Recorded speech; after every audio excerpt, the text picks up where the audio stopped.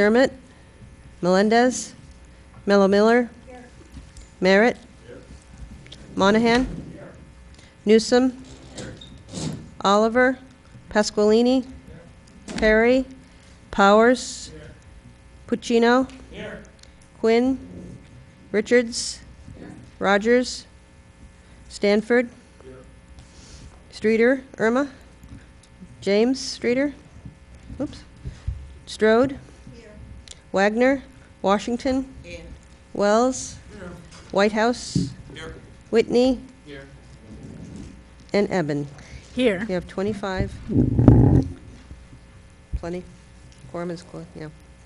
We have quorum? Mhm. We do have a quorum. That's terrific. And I did hear from Representative Rogers, Adam, Jim and Irma Streeter, Karen Adams, Representative Quinn, Perry, Wagner, Oliver, Lambert, and Frickman that they are not able to be here tonight. And I believe Representative Martin may be late. 8:30. 8:30. So anyway, please rise and we'll have a moment of silence.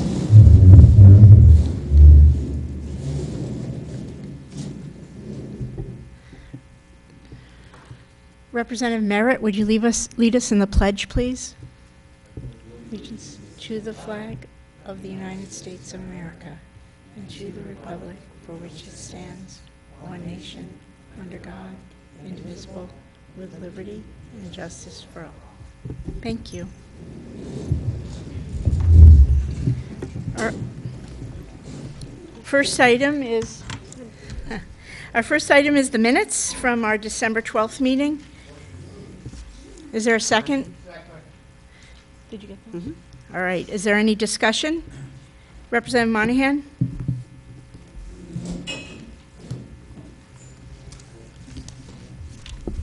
Just like to correct the record. I Speak believe, louder. I can't hear.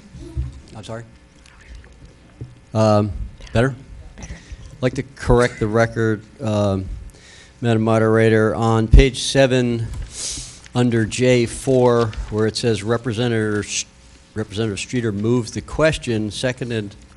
I believe that I abstained. I do not believe I voted in favor Of moving the question? of moving the question. Okay.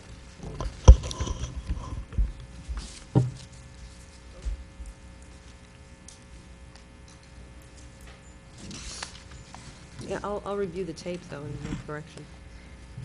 Okay. Representative Richards?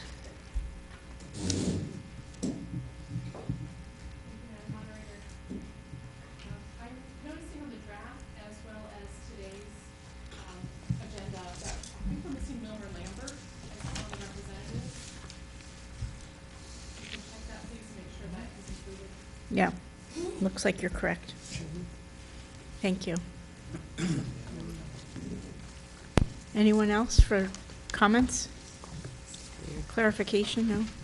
Seeing none, all in favor of accepting the minutes as amended, and I think we're going to look into the first item. Say aye. Aye. Any opposed? Any abstentions? One abstention. Thank you. All right.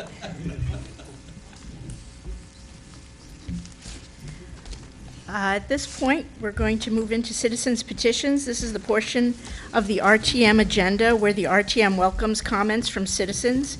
Each presentation should be limited to 10 minutes or less, and citizens should, if possible, submit written comments. Presentations should be limited to matters pertinent to Groton, and I or members through me shall ask questions only in order to clarify the speaker's presentation. Responses may be given to me and or by the town manager, and citizens should make their presentations from the lectern and state their names and addresses for the record. I don't believe we have anyone signed up, but if there is anyone in this room who would like to come up at this point, please do. All right. Seeing none, we're going to move on to communications. We do have 3 items that are going to be referred. I'm going to start out with that. The 3 referrals, I think you've received at least 2 in your packages. No, okay. Well, you will receive them in your next package. The first is a contingency transfer to the Board of Education, and I'm going to refer that to the Education Committee. The second is an amendment, it's the resolution of the amendment to the blight ordinance that we already looked at last time around, and I'm going to refer that to Community Development and Services.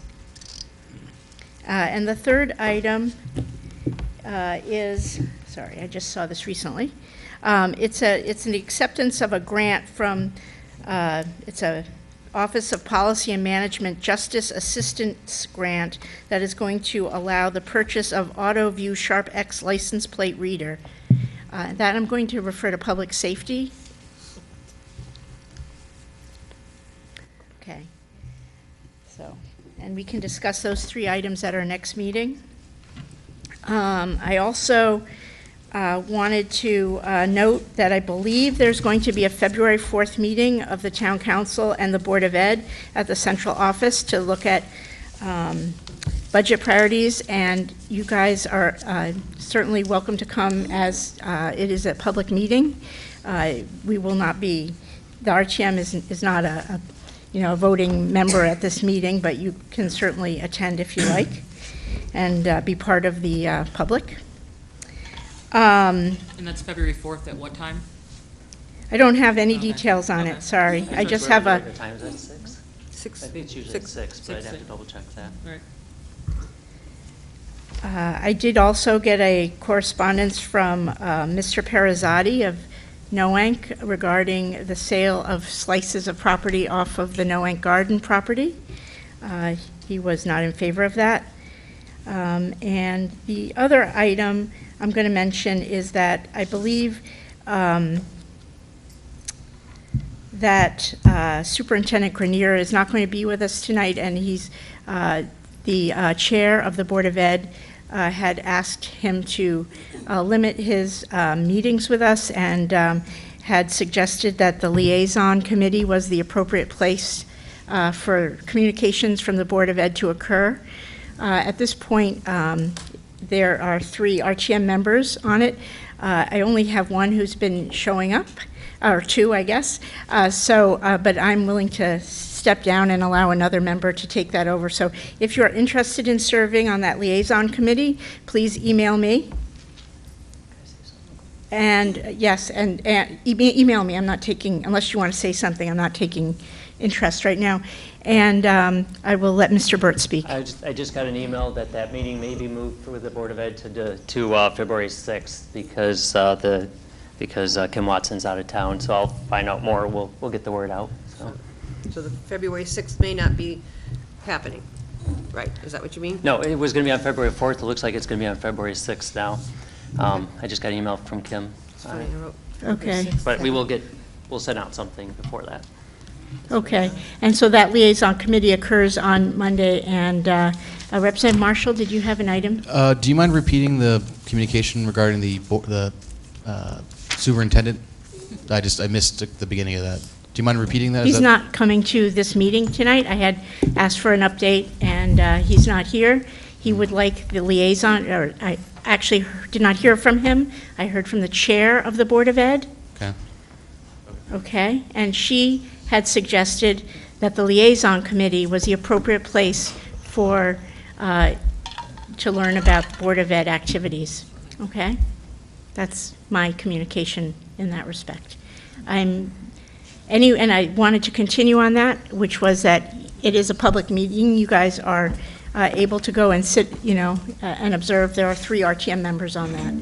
Okay. Representative Chase is one of them, and myself is the other. Representative Bordelon? I find that information actually kind of interesting, first off. Second, I am also on the liaison. Unfortunately, I have not been able to attend due to personal circumstances. But let me just say, I had asked, I wasn't sure that you still wanted to be on. I was still on it, and I just have got other mixed issues going on. signals. But the meeting that I did attend, when I did try to bring up issues, they said that wasn't that kind of meeting. So I just want to make sure, for clarification purposes, that if that is how the meeting is going to be run, that it's open to full comments. Because the last time I went, it was more like, well, this is the update of what's going on here. They said this was not the place to bring up concerns. I've been to many So- meetings. I haven't actually seen you in the last 5 months Right, or and I so. went to one, like I So, said. I really, if you are interested in remaining in that, Yeah, that's if fine. that's gonna be the I just want to way make it that- available to another member if you weren't. Well, that's why I'm bringing it up. It didn't seem as useful, because you couldn't bring up the concerns, is what I was told Yeah, at the first meeting. concerns have been brought up at that, Oh, certainly. so if that's- I'm not quite sure what you're referring to. I'm referring to my first meeting when I went there, and I asked a question regarding education stuff, and they said this was just a joint meeting to discuss what was up and coming, what was this. It wasn't really to dig into any of that type of stuff. So if for clarification purposes, if that's where it's going to happen, I just wanted to make sure that that will be allowed, and I will definitely be there then. Representative Mello Miller? Thank you. Just for the record, I'd like to state that as a body for RTM, I feel like we need someone as a representative, either the superintendent or the assistant superintendent, to answer our questions regarding the budgetary process. And I would hope that either someone representing that could speak, either the superintendent, assistant superintendent, et cetera, could speak for that body, because on a monthly basis we are dealing with budgetary questions. In fact, Representative Kotowski and myself had questions from this previous month regarding certain things. In fact, mine, I can't speak for Kotowski, but mine was on the CIP that we approved for $50,000 for this past year, and I wanted to know the status on it. Unfortunately, if the superintendent is not here and is not planning on continuing to be here, that raises the question of accountability in regards to the RTM and the school board. So, thank you. Thank you. I will see if perhaps Ms. Austin will be able to come to some of our meetings in the absence of Dr. Grenier. Representative Whitehouse? Yeah, I actually have another concern with him not being here. During the referendum debate, I spoke to many constituents, and I explained to them the benefit of the RTM is that we get to hold people like the town manager and the superintendent, who between them basically represent the entire budget, to account at a meeting which is televised, which I believe the Board of Ed meetings are not televised. Is that correct? One a month.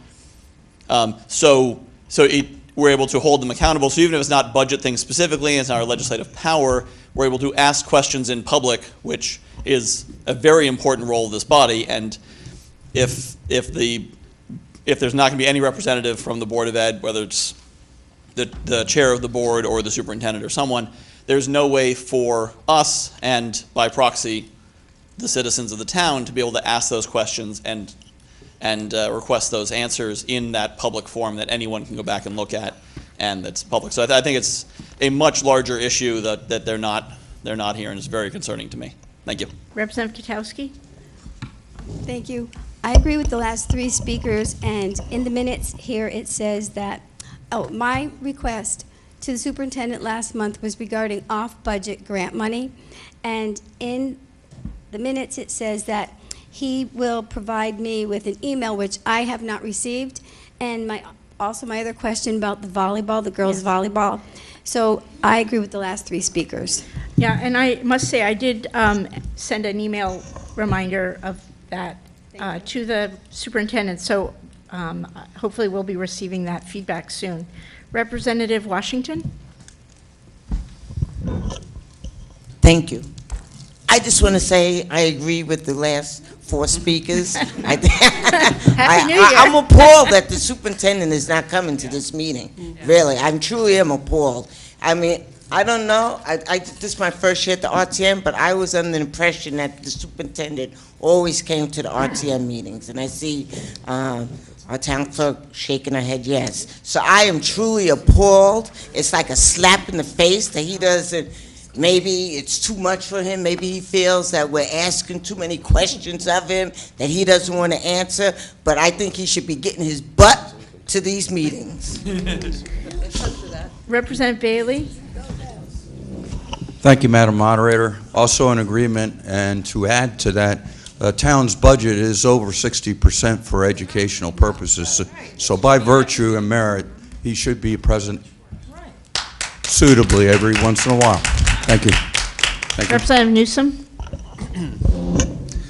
Thank you, Madam Moderator. Just so everybody understands, I put the superintendent, when I was moderator last term, I put the superintendent on the agenda because a lot of the good stuff that's happening in our schools, like the best kept secret in the state of Connecticut.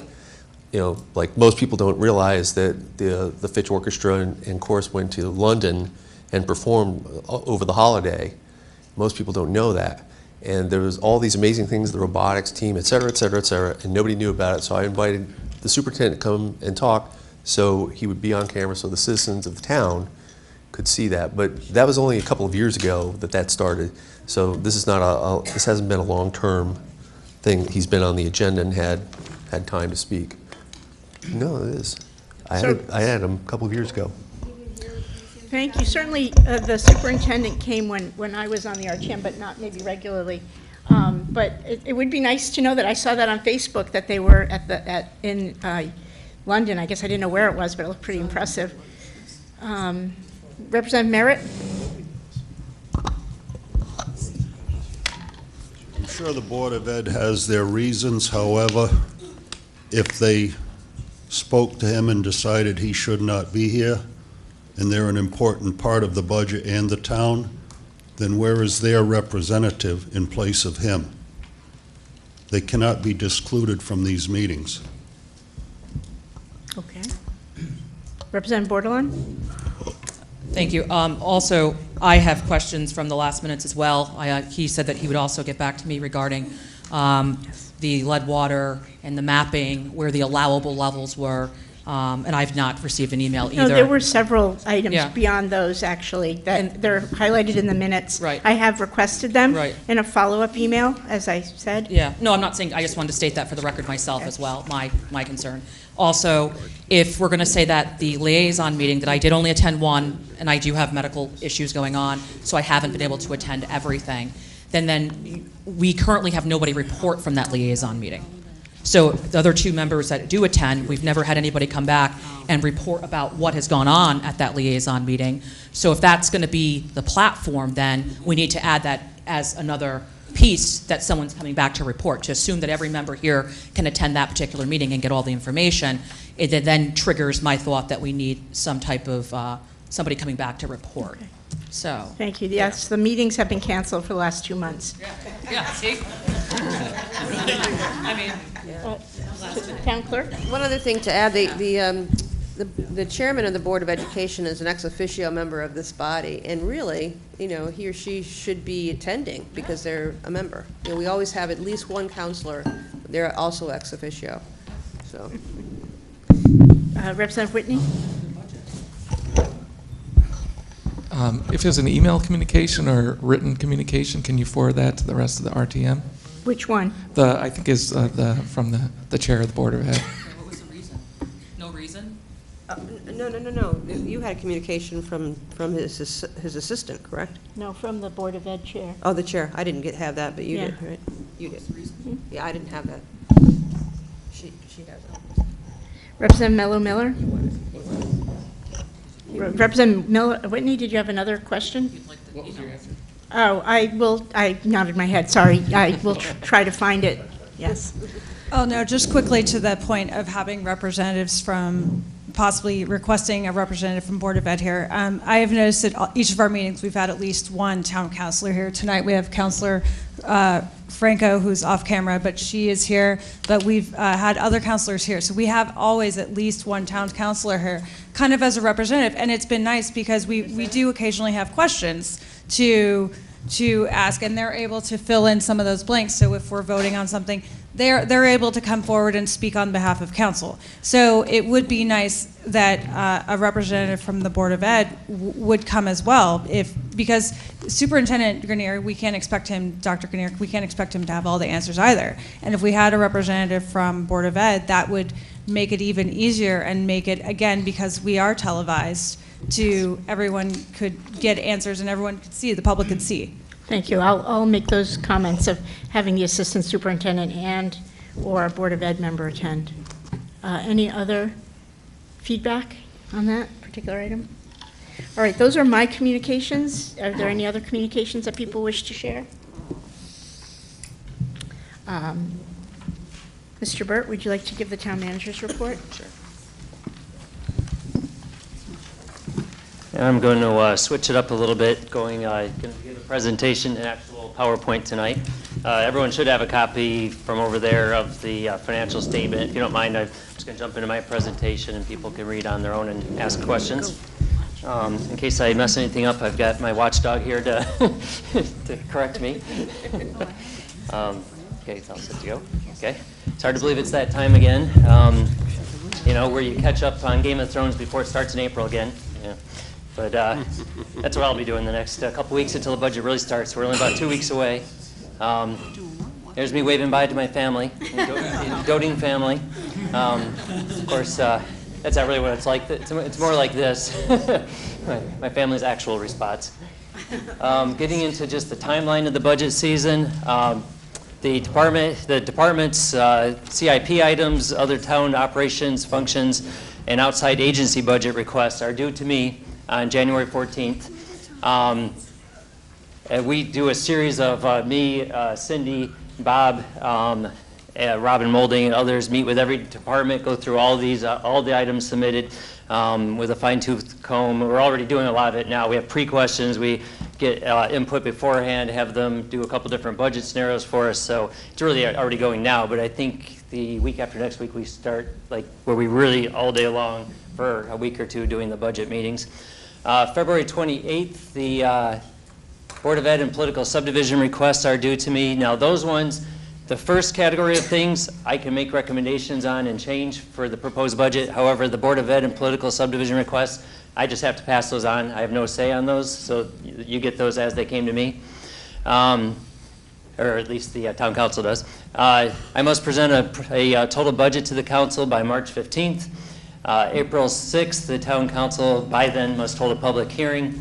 By April 28th, approve the budget, and then it comes to the RTM where it goes to the different subcommittees and to the full RTM.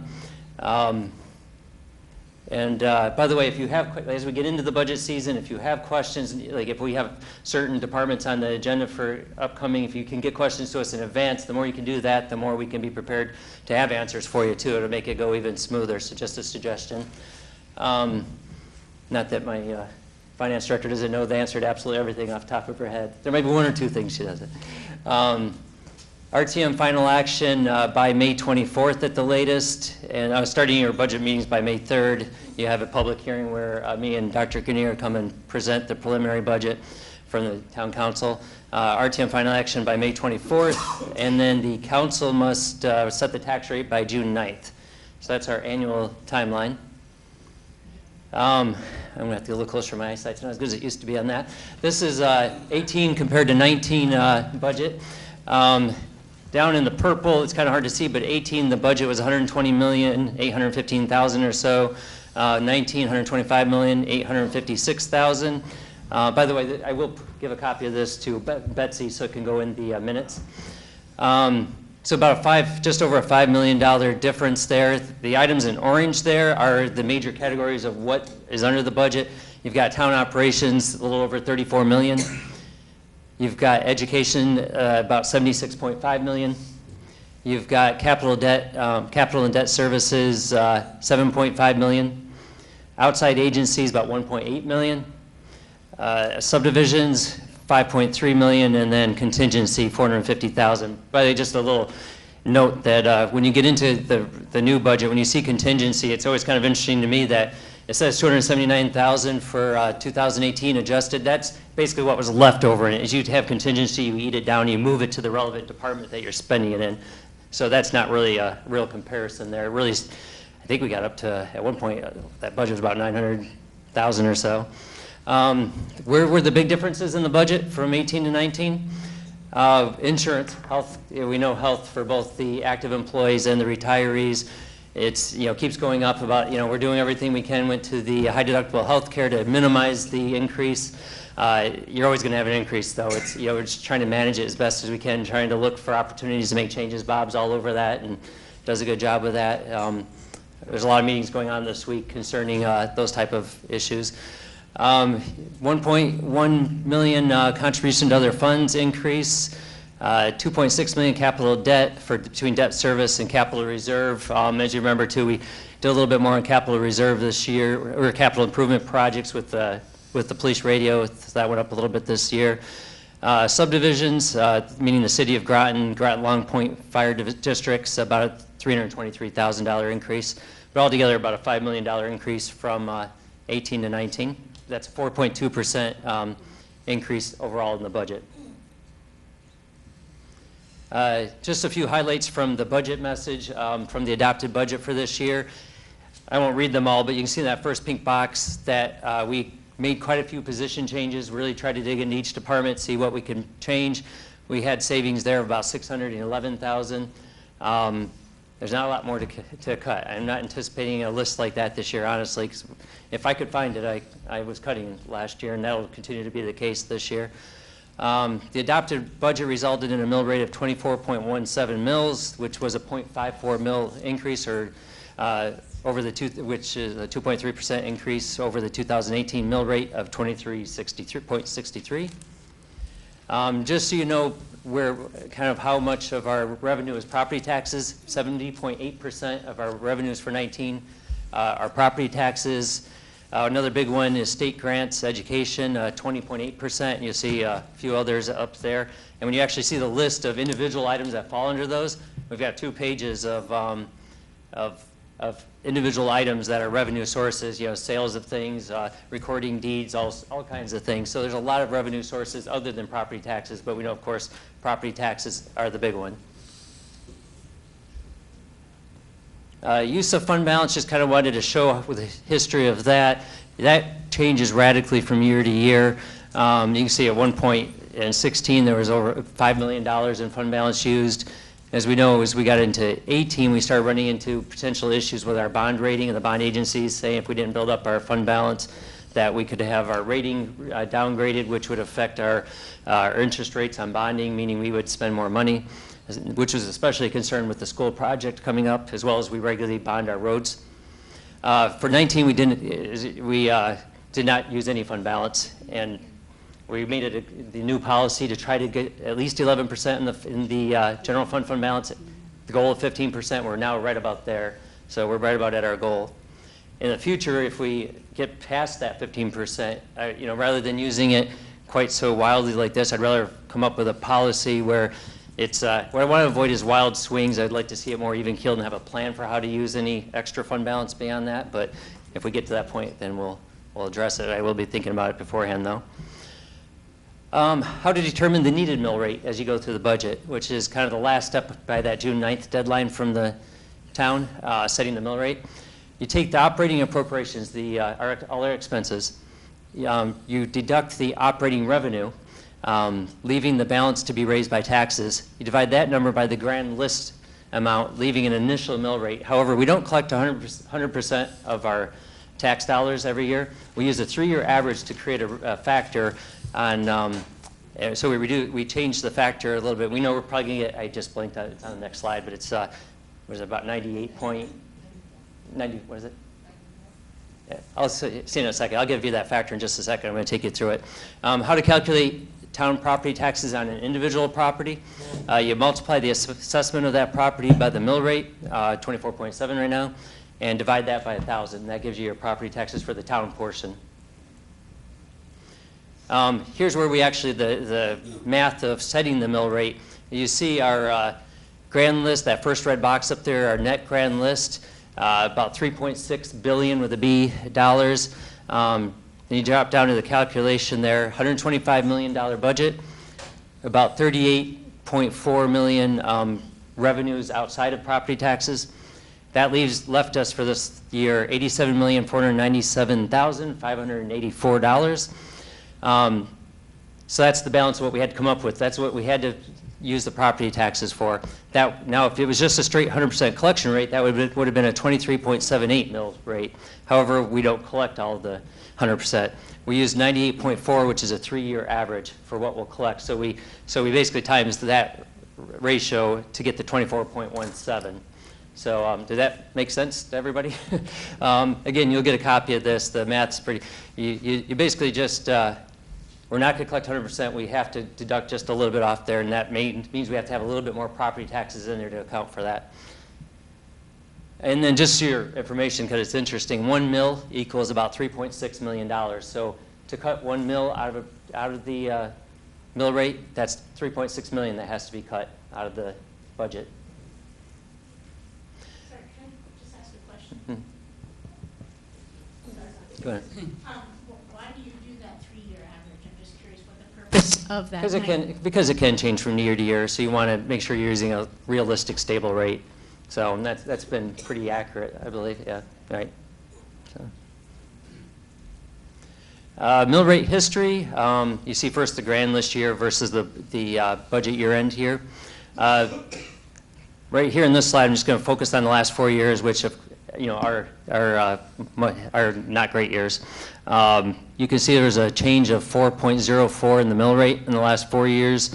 And of course, we had back in the 18 budget that 1.9 and the 5 million cut and putting money into fund balance, that whole thing. Just to mention though, I hear a lot about that 5 million that was put in the general fund balance. It was actually a little under 3.5 because we had to make the Board of Ed whole for a little over 1.5 million to meet MBR. Once they were in a Alliance district, the state said you have to meet the minimum budget requirement, and you have to move 1.5 and some change million over to them. So it's actually about 3.5 million, a little under, that went into the fund balance. So it's not 5 million, just to be aware. And when you're talking about 3.5 million, you're talking about 1 mil or a little under. So the effect of that is really a mil difference in the mill rate.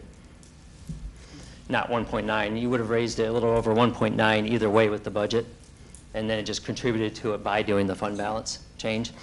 Percent change over the last 4 years, 18.83%. Now that doesn't always relate to or result in a 1-to-1 ratio for what your taxes go up. Here's some examples, 3 real examples of actually 3 members of the RTM, no names. You have example 1. You can see, of course, as you get beyond the reval year, your assessment, and you get into all those changes, your assessment can change. So you can see on that first example, in 15, 16, 17, it was 155,000 assessment. Well, it dropped to 143,000. Well, that affects what you're being charged for taxes. So the actual percent change or increase in taxes over those years is 10.2%, not the 18 point whatever percent. That's a 2.6 average. Now, the second example results in a 14.8% change, or a 3.7% per year. Example 3 goes higher than 18%. There's higher values there, and it went up, and it didn't go down in assessment. 19.8%, or about 5% per year.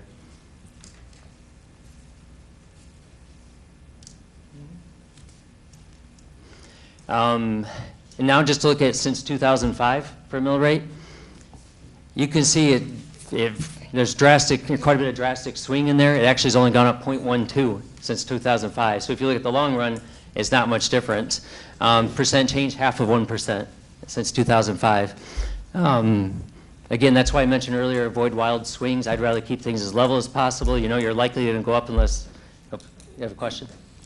Yeah, you really can't do this on mill rate, because the assessments change in those over that year. The grand list changed significantly because of reassessment. Right.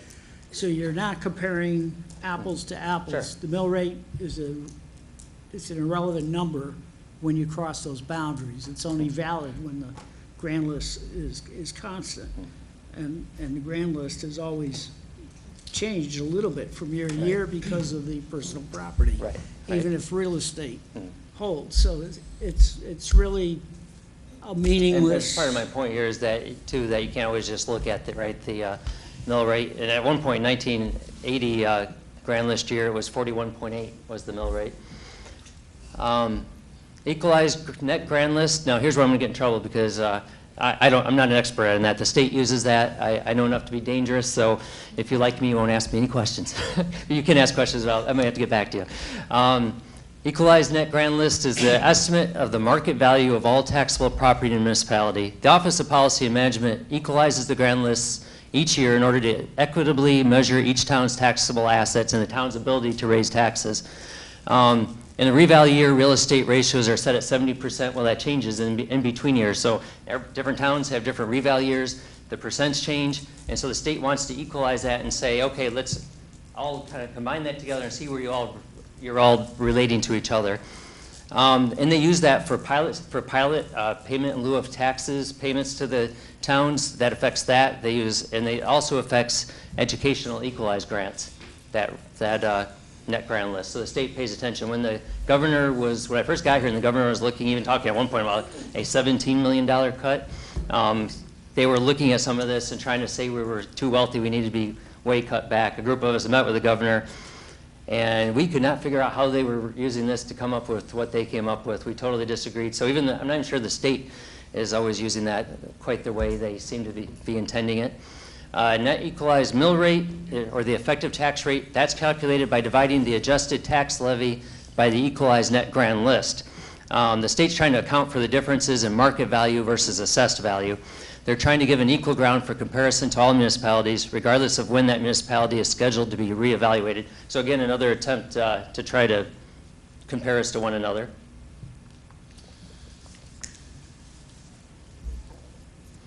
Local comparison of mill rates.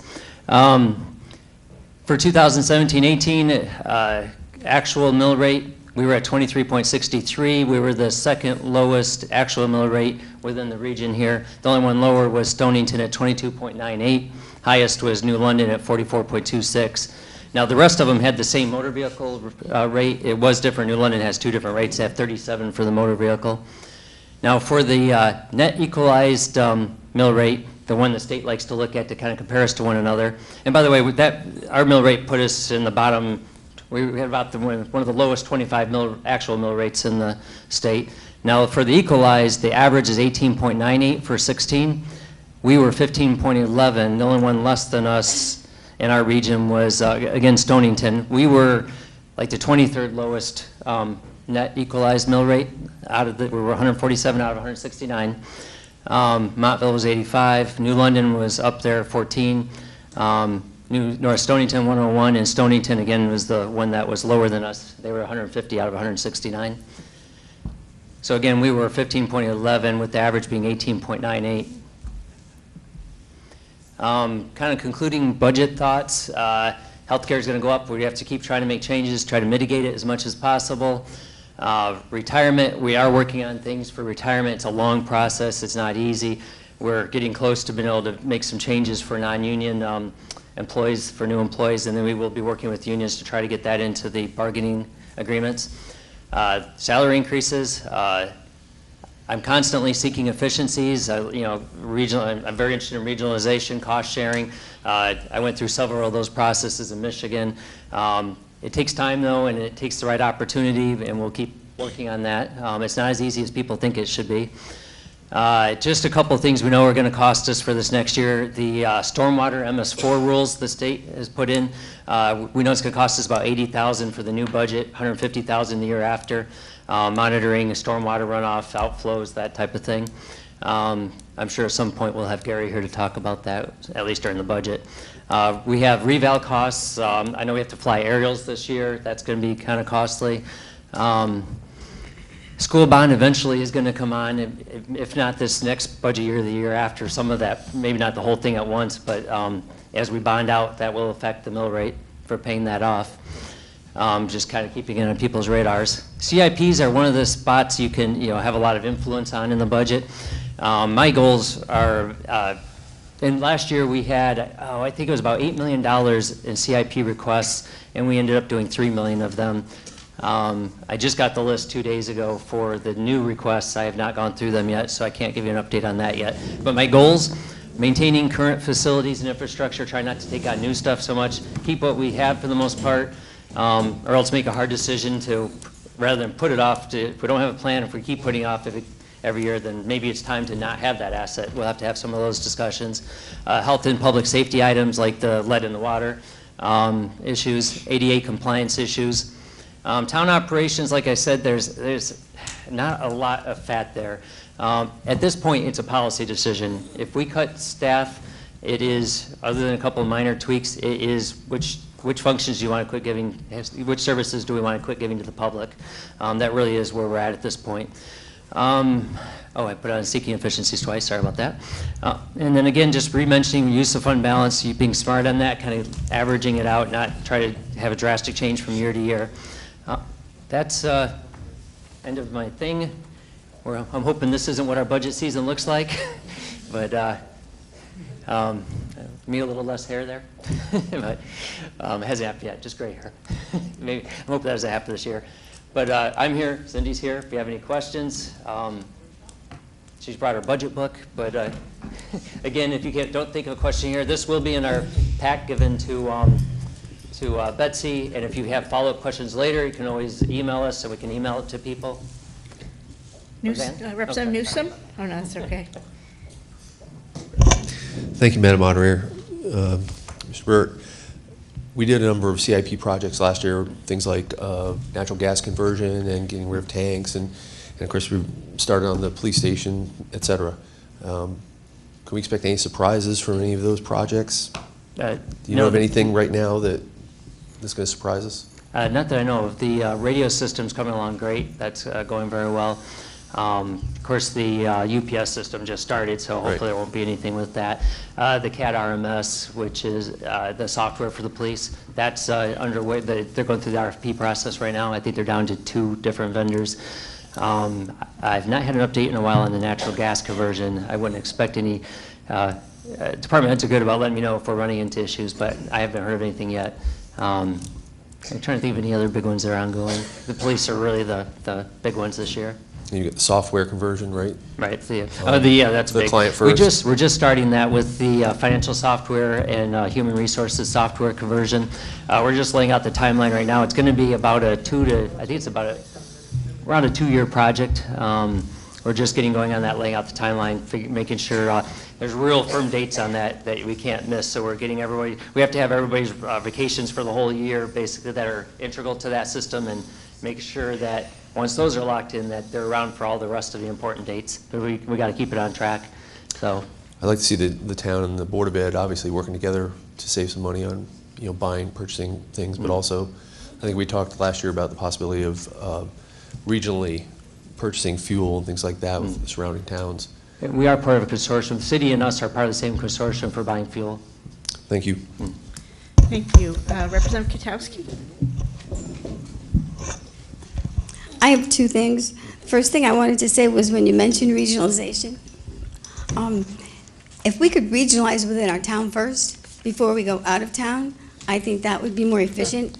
And the second thing I would like to share is there is an interesting article in the New London Day that I've saved for years. It's very short, and it is about how you get screwed twice when your taxes go up and your assessments go down. So let's take a home currently valued at $100,000 under the old assessment that is now paying, wait a minute, $5,000 in property taxes. The new assessment indicates that the home is now valued at $75,000, 25% less. Normally, property taxes would go down to reflect the new assessment and stay down until the property values rose again. And if the property values have hit bottom, as many suggest, they should rise again, perhaps substantially.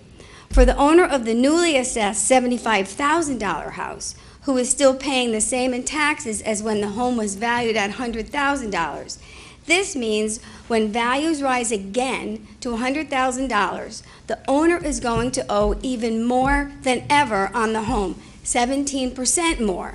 What then? Will the town of Groton reduce taxes by 17% simply because the property values went up? I don't think so.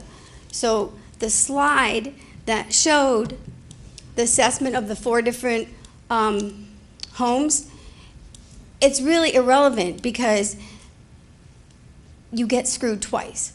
Because when your house comes back up to that value, you've lost. So if anybody wants a copy of this, I'll be happy to give it to you. Representative Pasqualini?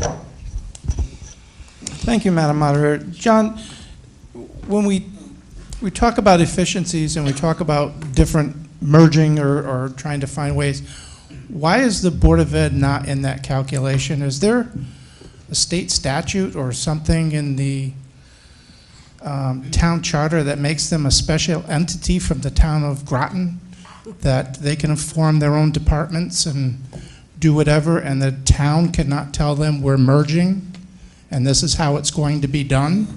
I don't know where they get that separation from. I'm afraid I can't speak to the legalities on it, but that's been my impression, though, is that it can't be forced. But Dr. Grenier and I have spoken in the past about, could IT be merged? Could, the different ideas. Now, it's not always as easy as that, just saying, I'm going to merge two things. For one thing, there's different systems. They're going to have they have different financial software than us. But you also have to have, where you can, it makes it worth it if you can, either one entity's paying a lot less than the other, so that lower paying one takes on the employees so that you save money, or else you need enough fluff time in there that you can eliminate one or more employees. So for instance, I actually worked with Ledger looking at options on animal control. They didn't have an interest in taking it on. They wanted us to take it on. However, our pay is more than theirs, so it didn't make sense for them to do it. But I'm always open to it. But it's always a lot more involved than people think. There's a lot to it, but I can't speak to legalities on the Board of Ed. But Dr. Grenier and I do kick things around and talk about it. Representative Bordelon? Thank you, John Burt, for the wonderful presentation, and I look forward to getting the copy of that. So I also couldn't see it as well either, but thank God for you dictating it for us. One of the things that I have said before, and I still feel strongly about, is coming up with a plan in how, yes, we can't say what the Board of Ed does on certain things, that's fine, but the buildings that they operate, if they're town buildings, that they shouldn't leave them in disarray, operating good enough and healthy enough for our students to be in it one day, and then the next day they're like condemned and you can't sell them and nobody can be in them. So they put no repairs into them and then give you back, that's just not good business. And I just feel that that is a problem in this town that should be corrected. If a person rented a unit and they were responsible for it, you expect them to maintain. So if there's asbestos, if there's lead, they should be maintaining the building so that when they turn it over, it's able to be turned over and reused in some capacity and sold. And the problem, I know you're newly here, we're trying to change that pattern, but there should be something that should be part of some form of contract or something, I would think, that shouldn't be allowed to happen. It shouldn't be the school year ends, the building closes up, and now we have all these problems, but students were just in there 3 months ago. And now it's so uninhabitable. So there's got to be a different system, I would think, for turnover for these buildings to make sure that, we're planning ahead to, and I know the current new TIF, program and things that you're doing is executing that, and I thank you for that, and the town council for doing that. But I just wish there was some more writing and formality in that, so that it's cut and dry as to the expectation of using this building and how it should be maintained. Not let it run to its exhaust like Claude Chester. That's really no student should be in that building, and then we're going to get that building if we tear it down or not. There's still cost in that, and I just think that there should be some form of responsibility and upkeep. We actually have an internal committee starting tomorrow that's going to look through all the different properties, school properties and other vacant properties, and start putting plans together. And that's a good idea as part of that too. We have I have great dialogue with Sam Kirkpatrick and Dr. Grenier, but they're working with us well on the school stuff. But I agree with it should be part of a plan and how that will all operate. I'll put that into my process as we start meeting with this committee. So. Thank you. Representative Marshall? Thank you, Madam Moderator. I was wondering if the town manager could give a brief overview. So I'm still learning. I've only been in Groton for about 10 years. So I don't understand still the whole separation between city and town with regard to the budgets. I know the town owes the city a certain amount of money for services. The city raises its own funds. So is there a 30-second overview that could explain that? Because I've forgotten from last year. I could probably, I'm not sure I can do it articulate off the top of my head, but, essentially they're their own entity within an entity, of course. They're, legally recognized, have their rights to do their own, for instance, legally they can do their own highway system, their own road maintenance, and then we have to pay for that. And as we know, that's a discussion item every year. We also pay for police. That's not so much set in law, that's more of a tradition, I believe. There's a couple other minor items too that way, but the only one that's really legally required is the city highway.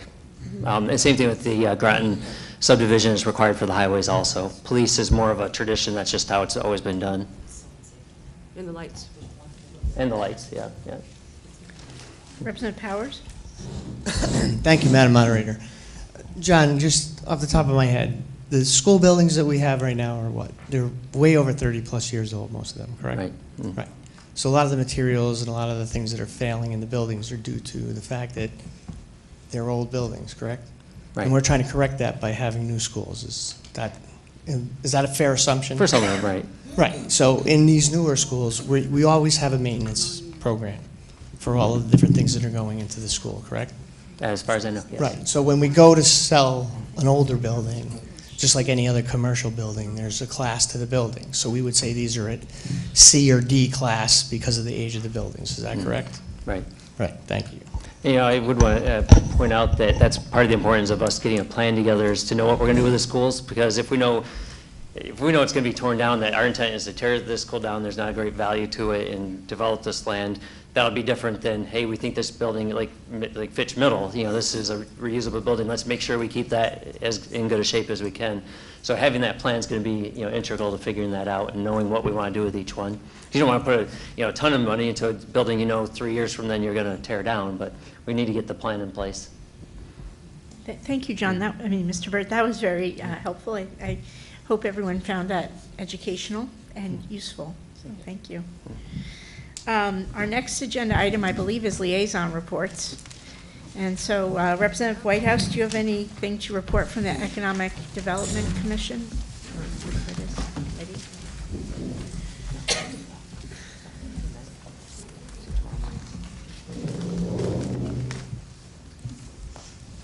So one of the main things the Economic Development Commission does is outreach. Thank you, Ms. Landry. You're welcome. Is outreach to businesses in town, because a lot of businesses, the only contact they have with the town is usually bad news. So we want businesses to feel, because there's a lot of resources we have between the TIF and the, I'm getting feedback. Between the TIF and some of the other programs, and of course OPDS is always there to help them with administrative challenges they may come across, because economic development wants to grow the town and grow businesses. We're developing, or the Economic Development Commission is developing some new, more aggressive goals to do outreach, and part of that is they're actually looking for volunteers to help the commission to just go out to businesses and basically inform them about the new Explore More Groton website and encourage them to sign up for the email list. So if you know anyone who is interested in kind of participating and sort of being a liaison between the Economic Development Commission and the town to businesses in town, then let me know and I can connect them with the Economic Development Commission, because that's a really exciting program to make businesses more aware of the different resources we have at all different levels. And that's really the main update we have from the Economic Development Commission. Thank you. So if you're interested, let me know, and I'll pass that on. Next item is Representative Melendez, if you have any town council reports. Representative Katowski, did you want to join Representative Melendez? I didn't know how you were allocating. No, I think he's great. There you go.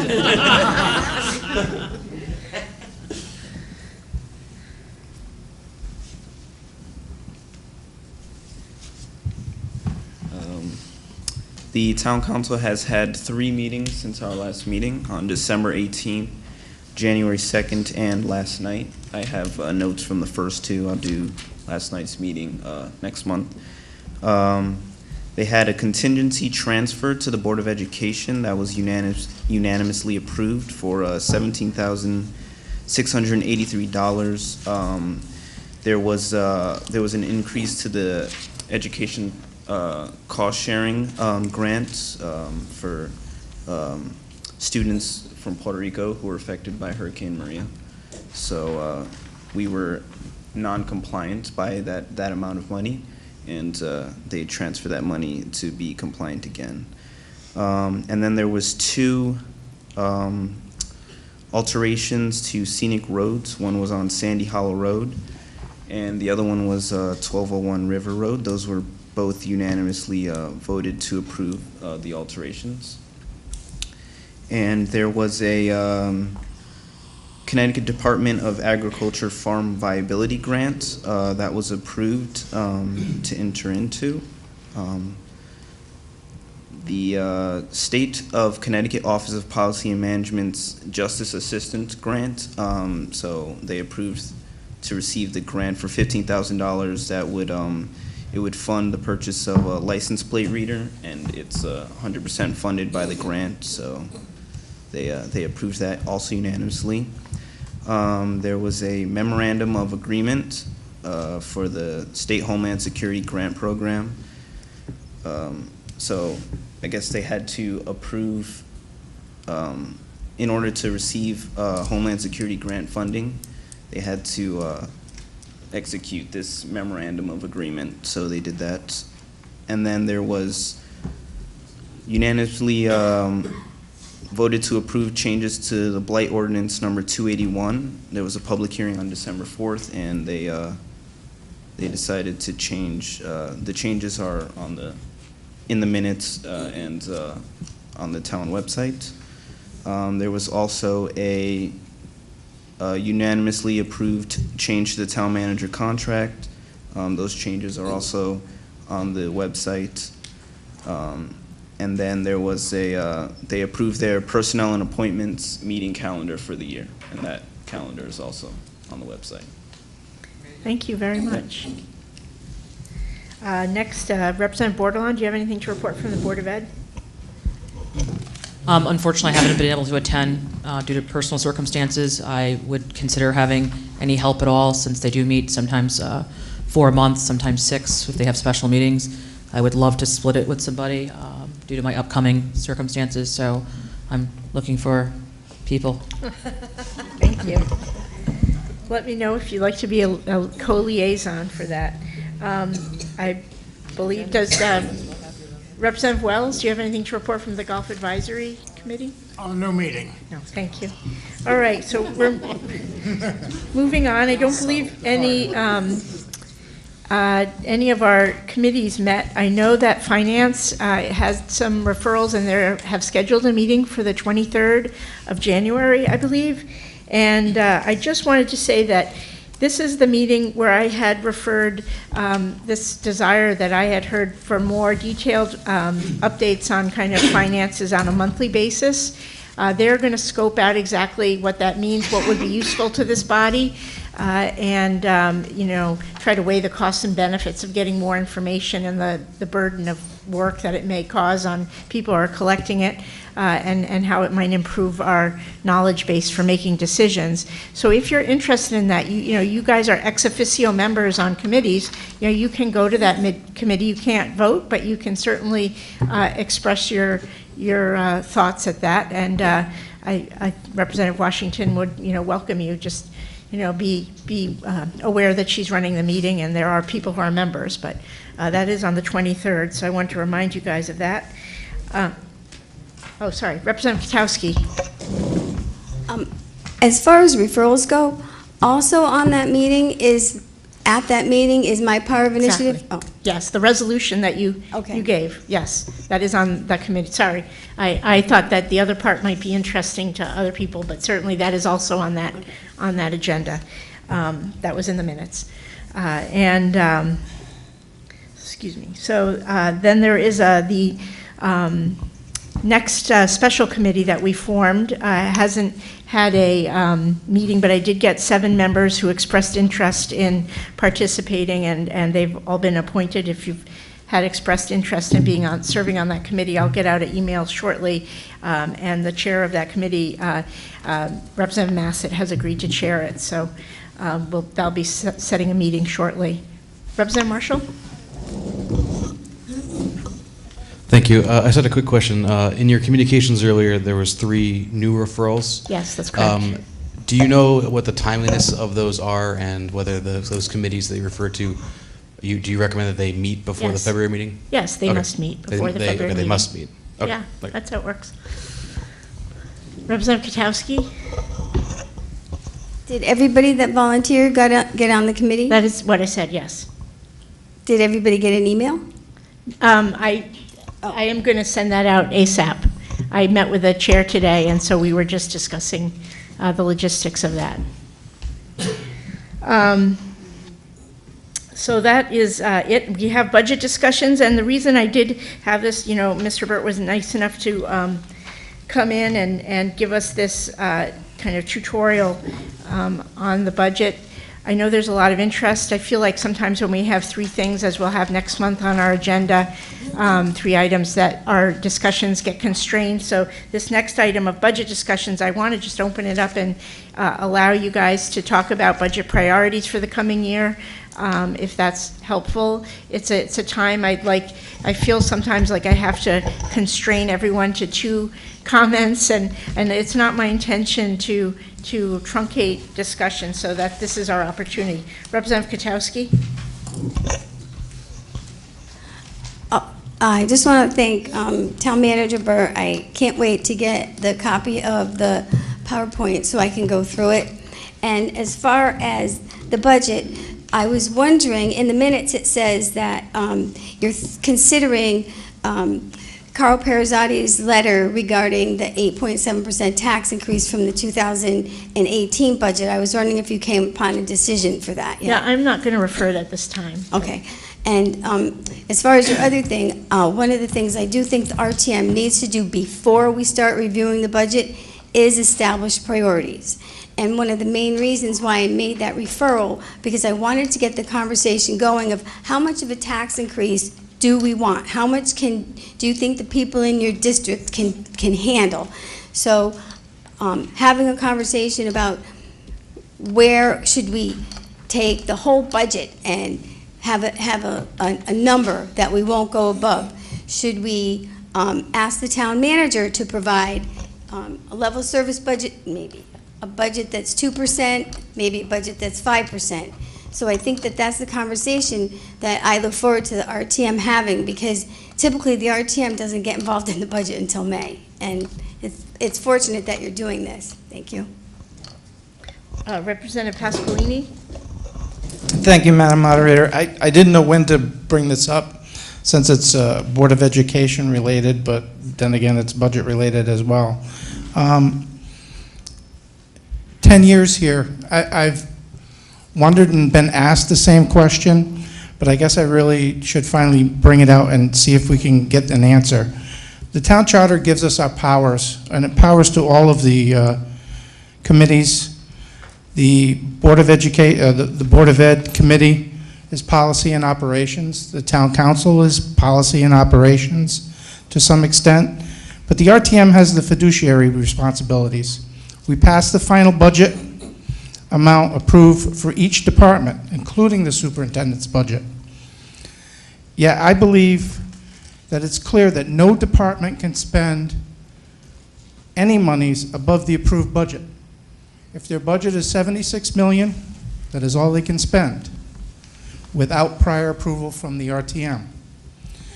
I believe that since all departments in town are required to come to us for grants approval, so we can ask appropriate questions as to how many personnel will be hired with this grant, how long will they be held, what are the standards of whether or not we're going to keep a certain program under a grant.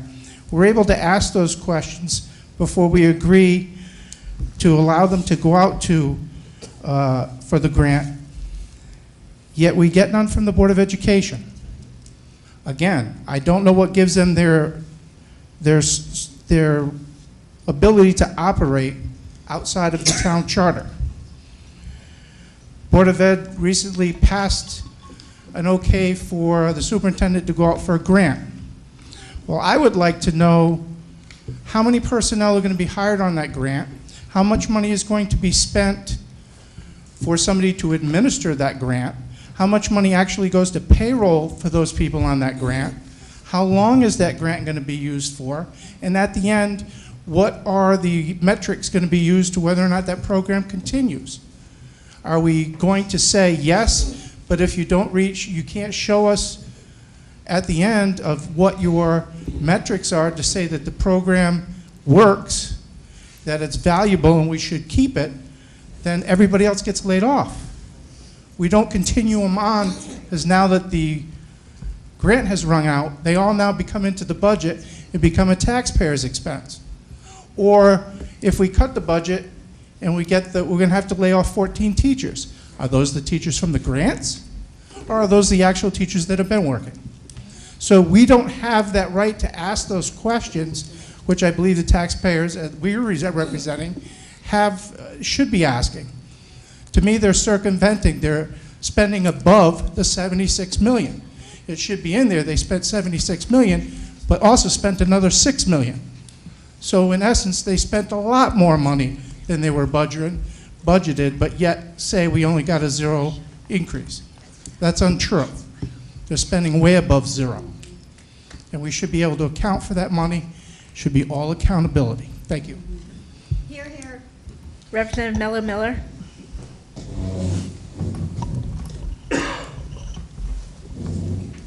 I think continuing on to that point, I would just like it noted in writing. So at this last meeting, I asked Superintendent Grenier about this. I'm looking at the CIP right now for the $50,000 for the water service needs and for the lead, and how much of the $50,000 have we used? And we asked earlier, Representative Newsom, sorry, my mind blanked on the name, what other CIPs we might have coming up. And if there are school-related, I think it's only fair that we have a representative from the Board of Ed to start coming to our RTM meetings, just as we have a liaison coming to the Board of Ed meetings. Perhaps we should have someone from Board of Ed start coming as a liaison here so that we can ask questions such as, what do we have to look forward to as far as the CIP? Are there any school needs coming up that we might want to be aware of ahead of time, so that maybe we more of us should start attending more of these Board of Ed meetings, or just start preparing for this. And furthermore, with this $50,000, I'd love an update on where we are with spending that money, because after 5 years, if this money isn't spent, it's my understanding that we can resweep that money back in. And I'm curious with some of these CIPs, how many of these CIPs, and let's start with the schools, how much of this have we used, of this money have we used? So let's try and bring some of this money back in. But because we don't have a liaison here, or we don't have a representative, we can't ask those questions. And that's frustrating, because if we're representing our districts, then then the public isn't getting any answers either. So therefore, I'd like to ask the Board of Ed for a representative to come to our next meeting and to the meetings following through budget season, so that we can ask these questions. I can't expect the town manager to have answers on if we know if there's going to be CIPs coming from education, et cetera. So thank you. Yeah, I have that from earlier on my list of things to ask to get I just do, just one comment that I would imagine just the regular Board of Ed member may not know where they are on the spending down of various CIPs. That seems like something, that their financial person would know, but not necessarily your average Board of Ed member. I may be wrong on that, but I will certainly pass that on. Representative Whitehouse? Two things, just a quick note in the other business. I want to bring up propose a resolution regarding the Board of Ed issue, just so we don't all bolt for the door when this is over. But another thing that I'd be interested to see, because one of the challenges I think is the RTM is we see numbers, and that this budget is $14 million.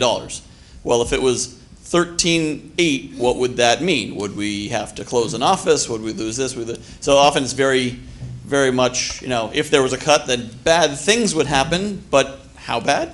So I feel like we often aren't given concrete information on kind of what those policy decisions would be, if we do this, if then, and we may say, I know like last year we looked at Parks and Rec, and if we cut 50,000, they would have closed a park. Well, that's something we don't want to do. We didn't want to make that cut. It was very clear. We made the policy decision. But I think it'd be good to, if there are some places, and I wouldn't even know what the question to ask would be, but some places where there's a decision of, we have this program, it's great to have, it may not be necessary, maybe it costs $180,000, and so we can actually see kind of like these are the places where savings could happen if we're willing to give them up, and then we're able to make an informed decision on specific things instead of just a huge number. Because coming up with $3.6 million in cuts to get one mil would of course be very difficult, especially for us at the level of granularity we see. But I think it'd be good just to kind of see where those policy questions should be, so we can have the discussion of what might be what might be cuttable, or what trade-offs we could make on behalf of the residents. Mr. Burt? Just to mention, before we go into the our internal department meetings for the budget, I asked them to do what would a 5% cut look like, so because if I think it's little effect, then I go for it. That's what we did last year. So when I see stuff to cut, I cut. But I have asked them, if you don't have stuff to cut, what would happen? What would the result be? Make it realistic and make it as little impact. My whole goal is, make the cuts, make it as little impact on the public as you can. What's the least, I don't know what I was looking for, but the least bad effect on the public, least negative effect. But Thank you. Representative Marshall? Regarding the topic that Representative Pasquini brought up, how would we begin to investigate that? Is it a referral to something? Is it just say the beginning of your? So regarding the topic that Representative Pasquini broached regarding the accountability and visibility of the inner workings of the Board of Ed as compared to the rest of the town, I'd like to investigate that, and I would like to know how we would do that. Yeah, I was going to mention it actually to the chair of the Board of Ed when I asked for a Board of Ed liaison and/or assistant superintendent. So I was going to pass that on in that email that I was going to send. Certainly, it could be addressed in another way. That was the top of my head. Representative Pasqualini? I'm sorry, I got so caught up in the moment. I was either looking for that as a referral to either finance or whatever, or for the town manager to get a legal opinion as to whether or not they can legally operate that way outside of the rules of our charter and what rules they developed on their own. Mr. Burt, would that be appropriate for a legal opinion? Yeah, as a matter of fact, I had some other questions for our attorney generally on some, not just Board of Ed, but different topics. That's actually one of the questions I have too. That would be it's terrific. It's already being researched. Let's start that way then. Yeah. Representative Katowski? To follow up on what Representative Pasqualini said, that was the purpose for my request for information from the superintendent last month, to get the off-budget money. Right. That's what I called it. Now, there's probably a different name.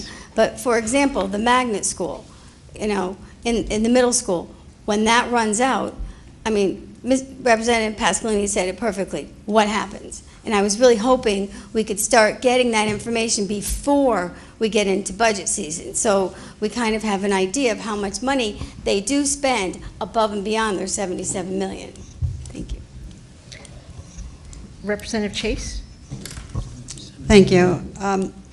I would just like to say again that I did make a request at a prior meeting to Dr. Grenier for a more transparent budget this year, and he said he would, and I'm hoping for that.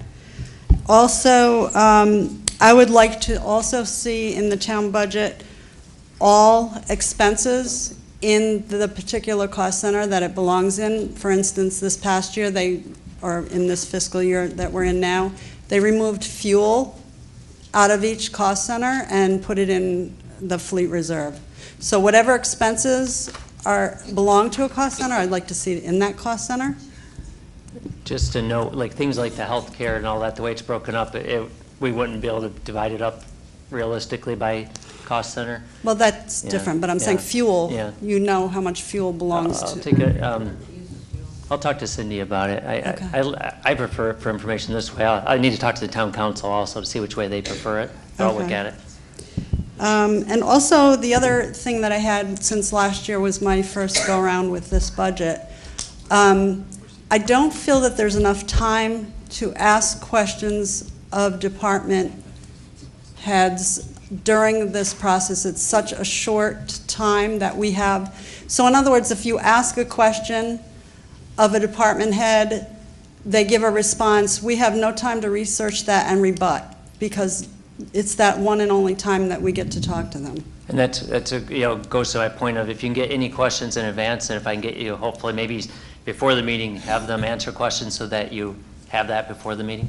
Right, but if something comes up in here, sure, you know what I'm saying. But at least be minimized some if you do questions in advance. And I would add to that, that going to the town council budget meetings is a terrific way of learning information, and the department heads do attend those, and, you know, then you can kind of start your ideas getting formed and have your questions in advance. Which I did go to all of them Yeah. last year. Yeah. I went to every one of them, and I still had questions.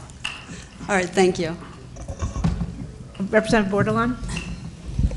I do agree with a few points that she had made. I also asked Dr. Grenier for a more detailed budget book. I actually sat on a meeting with him and a few others and some former Board of Ed members that brought in old budget books where they were much more detailed, and I guess they referred it to their financial committee, and supposedly they were going to be submitting a much more detailed budget book. So I hope that that actually does come into play. Yes. I do have this, one of the meetings I did attend, and I did state that at one of the other meetings that I had a liaison report, I have the possible FY20 CIPs that the Board of Ed had handed out at one of the meetings I was at. I only have one copy. I did go through some of these, but, you know, the tennis courts, the gym floor, football field, I don't know if John already received these or not. Fitch High School, asbestos removal, SP Butler, asbestos removal, planning for Mary Morrison parking lot, construction at, and construction there, district storage facility to replace the Pleasant Valley frame building, Northeast Academy refinishing the exterior beams as well, district-wide phone system, water service needs. So I'd be willing to submit this to the moderator if she wanted to, like, send it out in an email or whatever, but I only have the one copy. My other questions also are the lack of transparency budget-wise. Once again, the education budget is really important. I firmly believe in educating our children in this district, and I do believe that we underfund children that need services.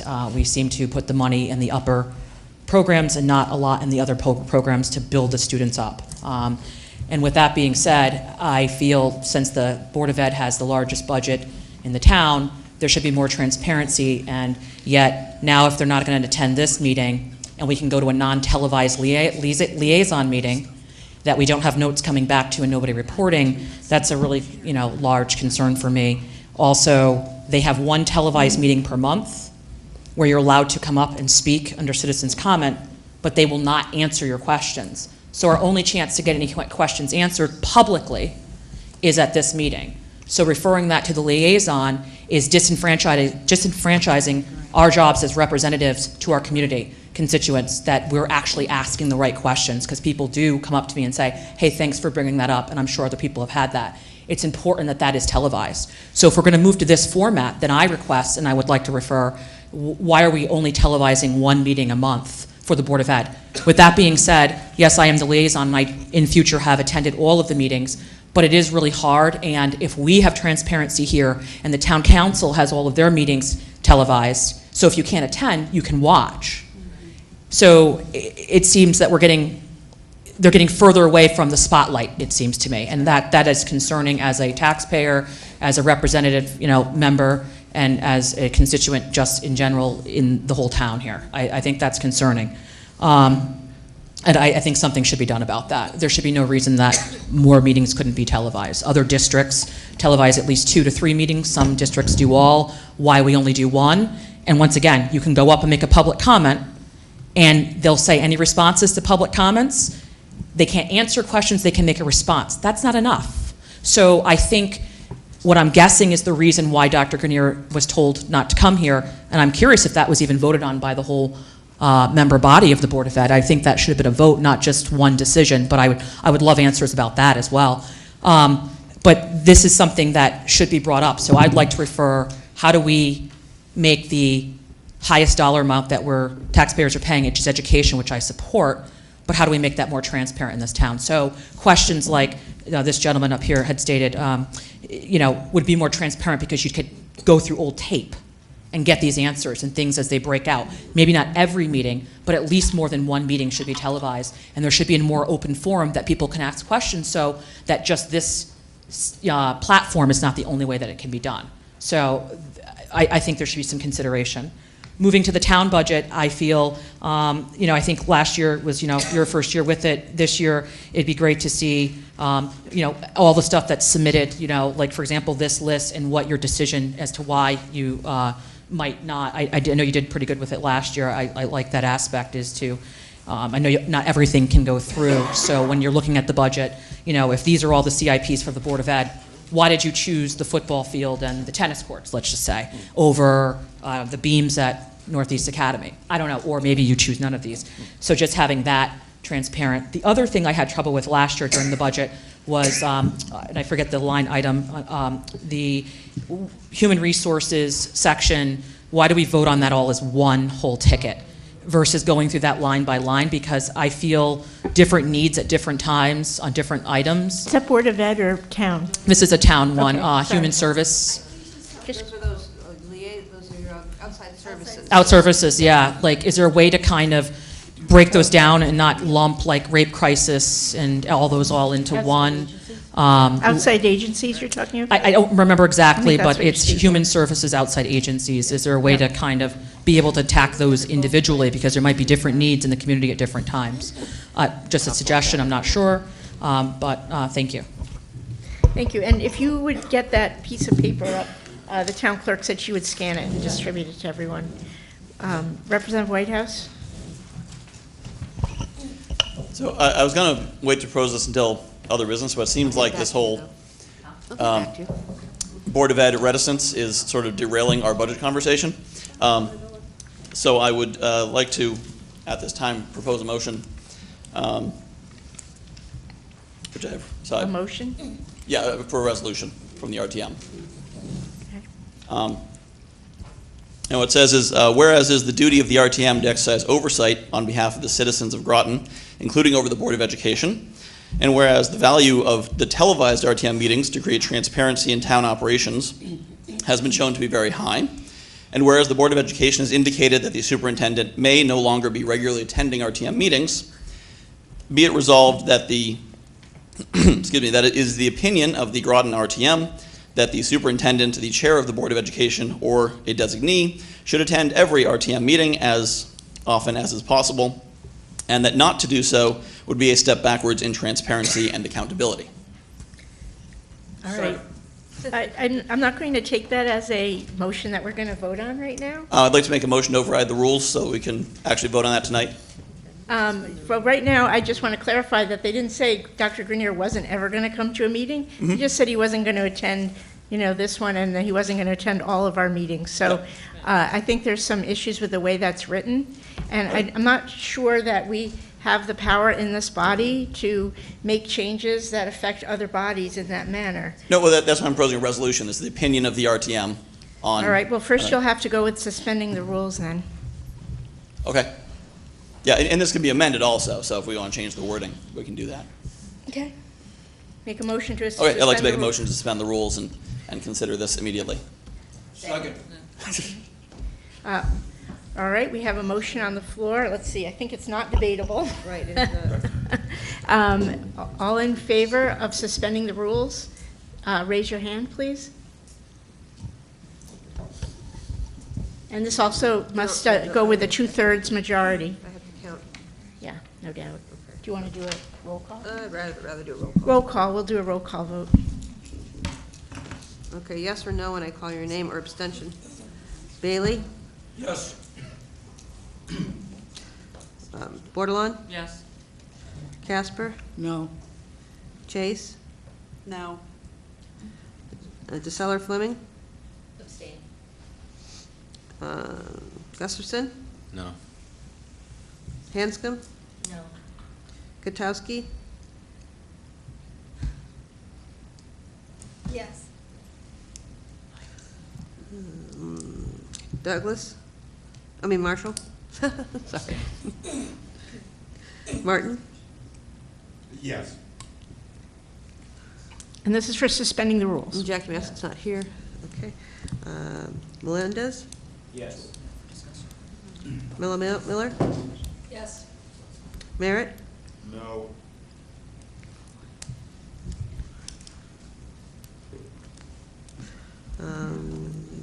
Monahan? No. Newsom? No. Pasqualini? Yeah.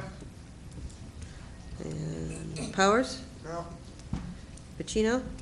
Yes. Richards? No.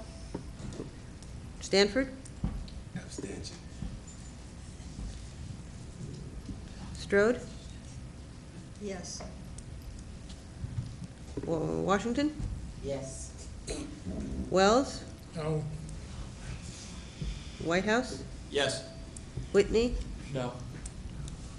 Eben? Okay,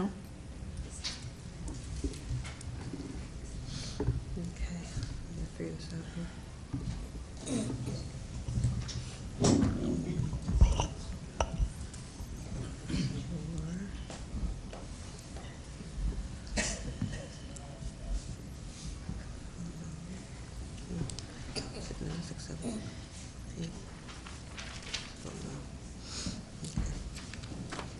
All right, so we're gonna count them. 3, 4, 5, 6, 7, 8. I got 8 yes. 12, no, that's right. 1, 2, 3, 4, 5, 6, 7, 8, 9, 10, 12, 13. I'm sure this is right. Should have been fast, but I messed up, so. 8. Madam Moderator, I'm pretty sure that wasn't, we didn't get 2/3, so can I? No, we didn't. I'd like to refer that to the. Motion failed. 8, 15 to 3, so, yeah, it failed. 8 in favor, 15 opposed. The motion to suspend the rules failed. If you would like to submit that in writing, I can refer it to a committee. Okay, I have it in writing. Would you like me to type it up for you? Would that be? Yes. That better? So Okay. it can be passed on to the committee. Email it to me I'll email it to you. Okay. All I right, will thank you. refer that to the Education Committee since they're already meeting, if that's okay. Yep. All right, thank you very much. Representative Monahan?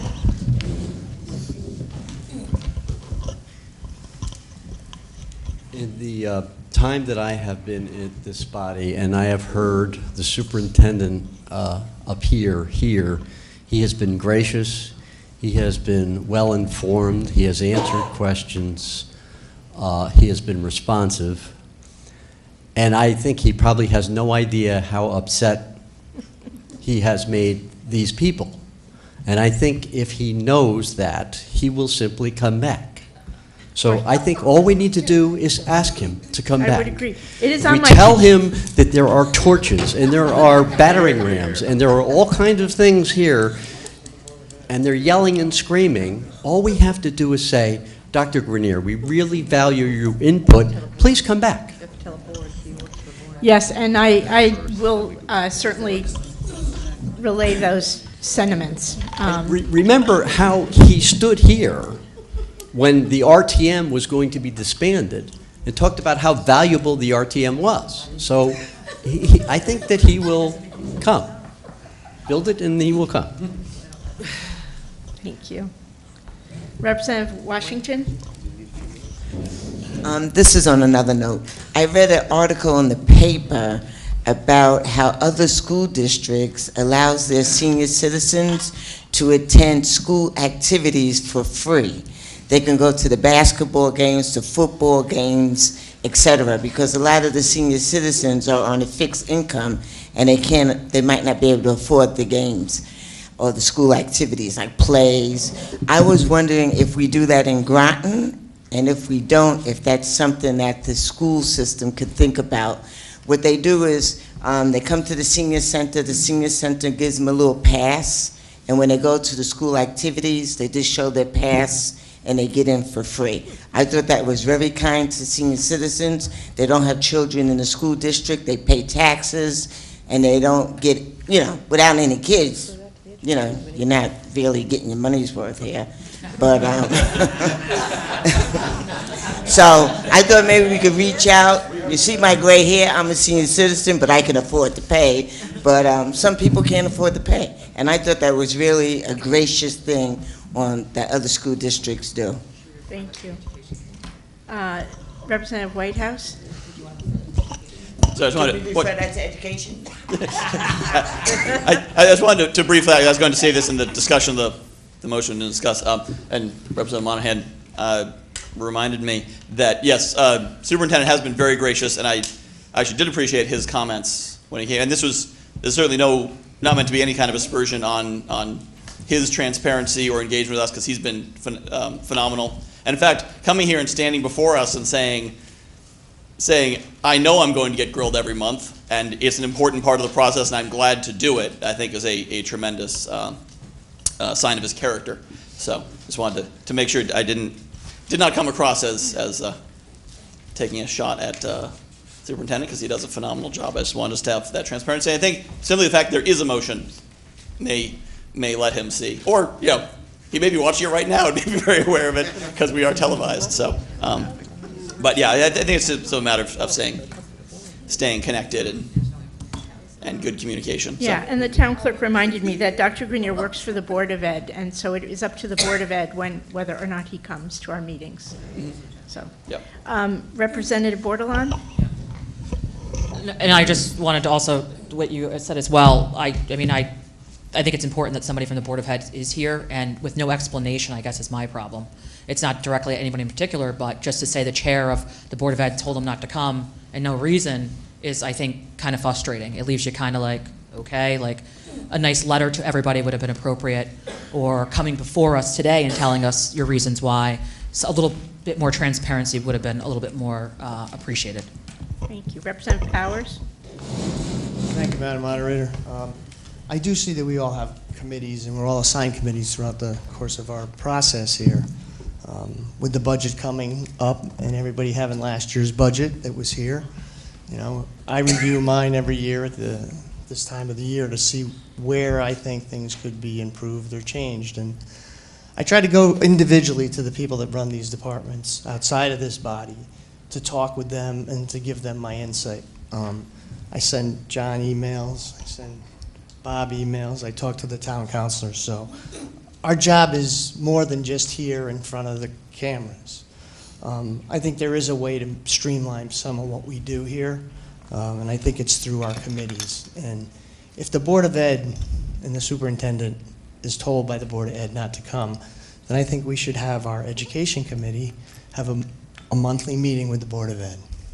And the questions that we have, we bring to our committee members, and they get an answer for us. Okay, and I think that should go on for everything that we do here. And the Education Committee can join the Board of Ed at their meetings. They certainly and I think that that's usually the are welcome. smartest way for us to go through this. Okay?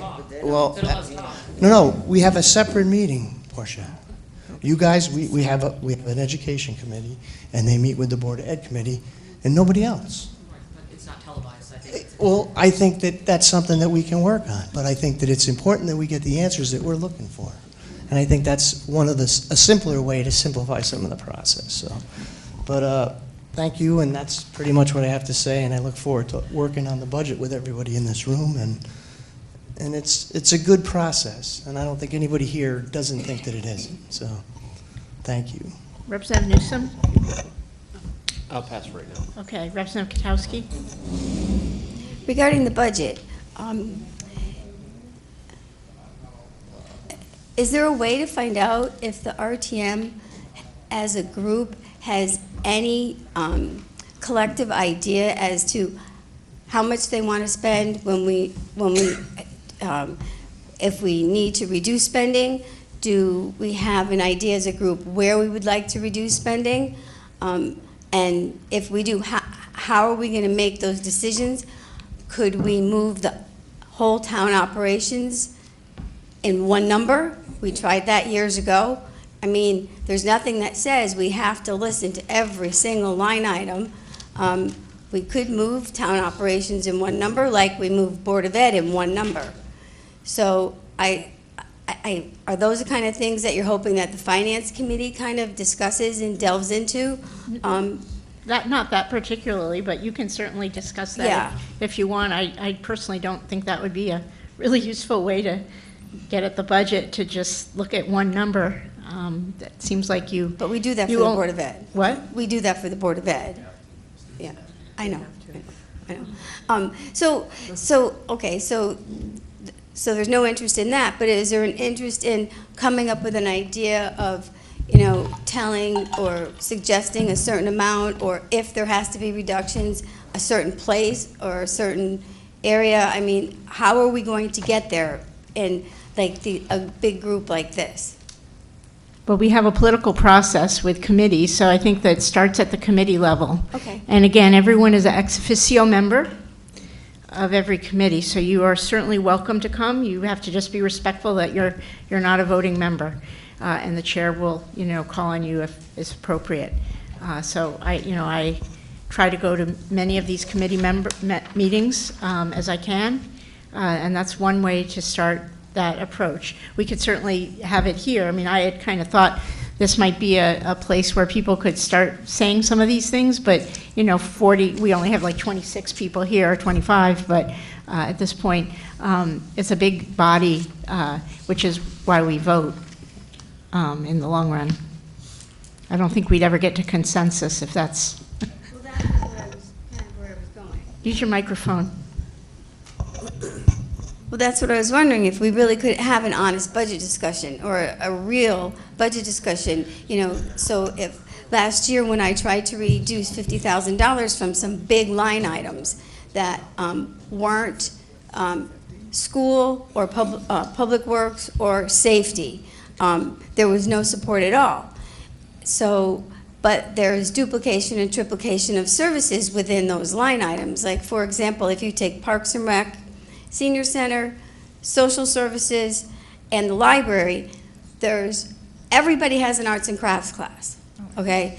And if you go through the list from Social Services, there's 3 things they do have to do with pets.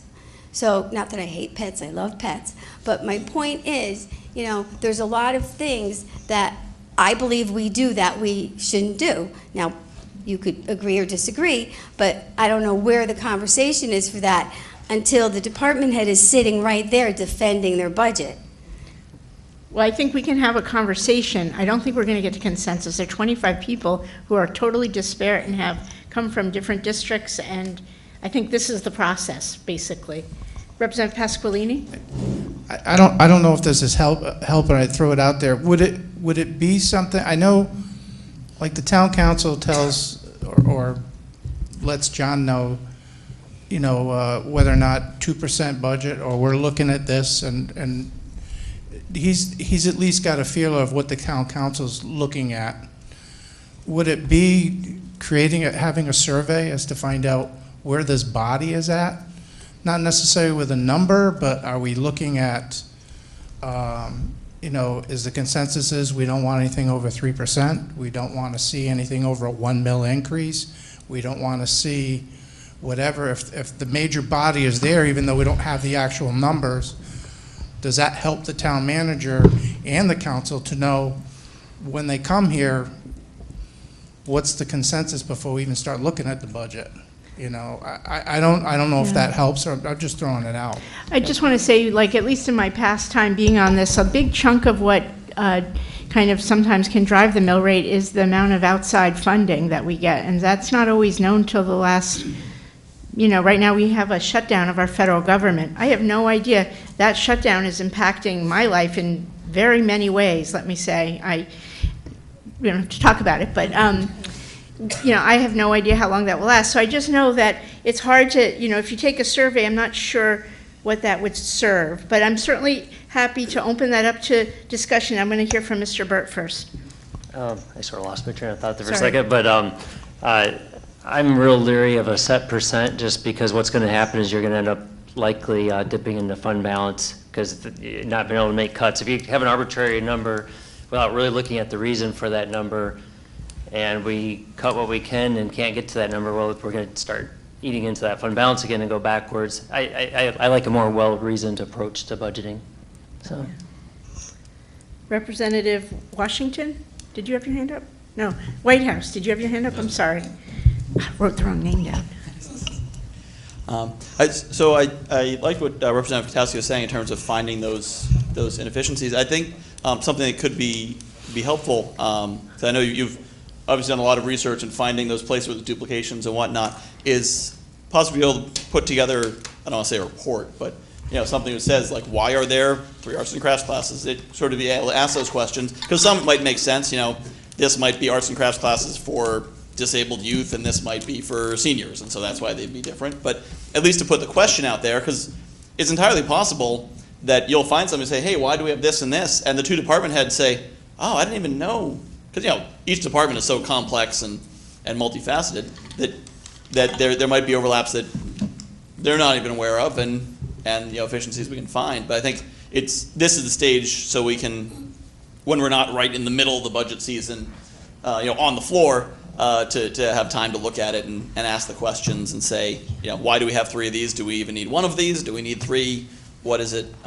What's going on? It's kind of, because, you know, I'm all for cutting the mill rate and tax as much as anyone else, but I see, you know, kind of a massive data, and I imagine I may not be the only person in this room who is overwhelmed by the amount of information we have, and trying to tease out where there's places we can save is difficult. But I think if, you know, anyone who identifies those kind of things that just seem odd, you know, why do we have this, why do we have that, to be able to put out that question early enough so that it can then come back at a next meeting before we're actually voting on, you know, real numbers, I think could possibly find some of those efficiencies. Representative Newsom? Thank you, Madam Moderator. Just a couple things. First, I'm going to wait to find out why the superintendent isn't here before I get upset about it. Yeah. He's been pretty good about coming here and taking heat in the past. Yeah. The second thing is regarding one number. I think if we do one number, we give up our whole reason for being, and we represent the town, and we're supposed to be setting the priorities of what we think where money should be spent. And if we just say one number, then we give that up. And the third thing I'd like to say is, early in the budget, we have account 1071, which is self-funded plans, where we talk about insurance. And I'm more guilty than everybody in not thinking about that as we go through the budget. We have that kind of put into one fund, into one area. And when we think about the other departments, we don't think about the insurance costs that go with that. And I think sometimes there's confusion, for instance, when we're trying to compare the town versus the city police, right? Because the insurance is not in the town number because it's in its own spot. So having something like that, make it a little bit easier to compare those, would be good. Also, I know in the past that we were talking about the lights last year. The town was replacing some lights, the city was replacing other lights, and we could never get an understanding of why the numbers were different. Is there anything going on right now where the town and the city are working together where we're going to have these kind of questions and not have any answers? Mr. Burt, at this time, can you think of anything? Can you say that again? Well, remember how the street light replacement? Right. We own the Eversource let us buy the lights and replace the lights, and their part, Groton Utilities own the lights and want to retain ownership, just to keep that revenue coming in. So there's a difference between one and the other. Yeah, and I think at the time we really didn't understand why they had made that decision. I was just wondering if there was any other things that the town and the city are working on right now where we're going to have those kind of questions. I mean, nothing comes immediately to mind, but Keith and I, Mayor Hedrick and I meet regularly and discuss all these things and the different budgets, and we're working on the highway study, which should be done soon, but I'm hoping some ideas come out of that highway study for us to maybe do a little more together. Thank you very much. And thank you, Representative Newsom. I agree with your points. Representative Marshall? That's one question for the town manager. How many people are on your staff? Throughout the full town? Yes. About 260. Okay, and then how many department heads are there?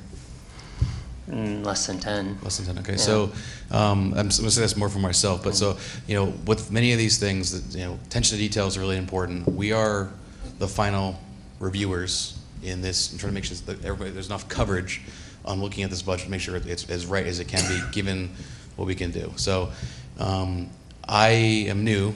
I'm a little bit confused as to the role of the RTM. I know we're supposed to approve the budget and make sure that everything looks right. I definitely want to be more involved in the budget process, so I'm going to try to figure out how to do that. But I feel like as the RTM member, that's almost not within part of our job description. But I want to take that hat off and then be involved as a member of the community. I feel like we do spend a lot of time in this body trying to do the right thing and then hitting a wall and not necessarily understanding what the right way to do that is.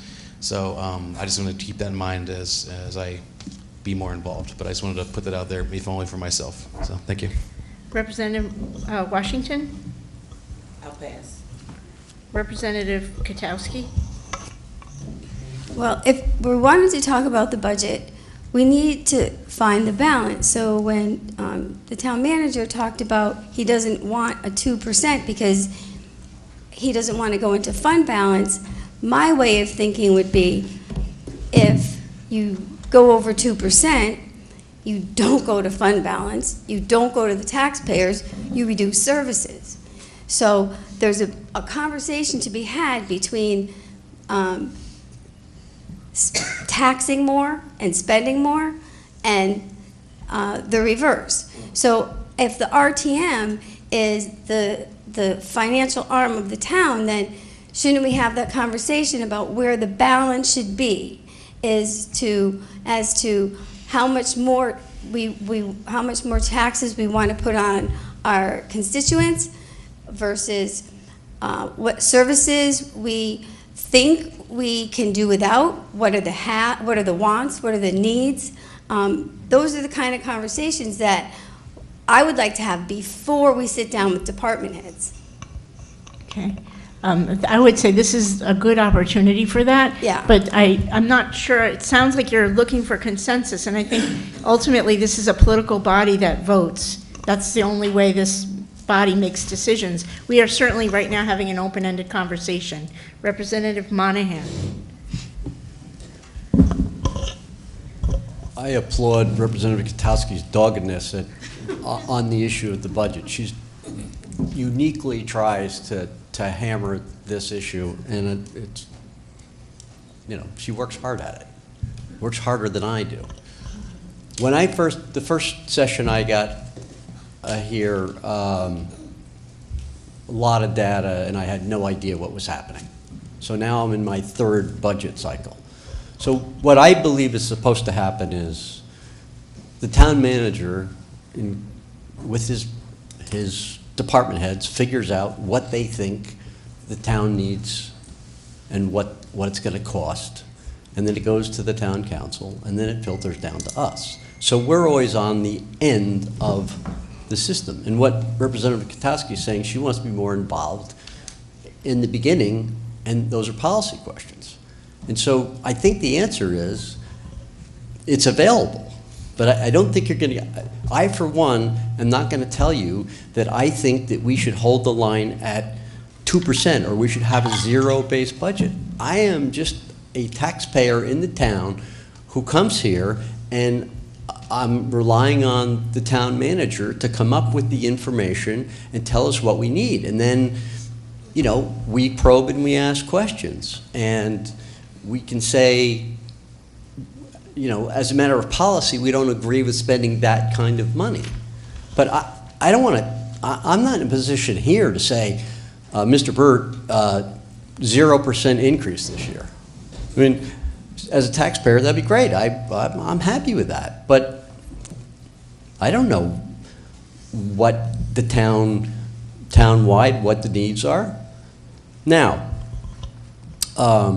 you know, you can start by attending, I think somebody said going and meeting, Mr. Powers was talking about going and meeting with the department head. So you can do that. You can talk to them and say, you know, I guess the first thing would be go to last year's budget book, look at what was spent and say, well, now you have plenty of time, you've still got the books, you can look at it and say, this was ridiculous, we shouldn't have spent that, and then you can go talk to the department head and try and persuade that the department head that, you know, we don't need that. But, you know, ultimately, we're the last point at which we say yay or nay. But you can get involved in the process. But I don't think, I for one, don't want to stand here and say 2%, no percent, minus 2%. Let the town manager do his job and come up with a budget. And you know, it's our job to review it and ask questions. But you know, that's my perspective. Yeah, and I just wanted to say it is not acceptable really for all RTM members to contact department heads. The town clerk's going to address this. Oh, I was going to address a couple things. Okay. When you're ready. Address that one. Okay. Well, yeah, it really is, well, boy, if you have specific questions, you certainly should put them in an email to the town manager, and not directly to a department head. It really isn't the best way of doing it, because they're going to have to stop and ask the town manager, well, how can I answer this anyway? So you're better off going to the top guy and asking him. But back to the questions that are coming from this body and trying to understand how do you maneuver through a budget.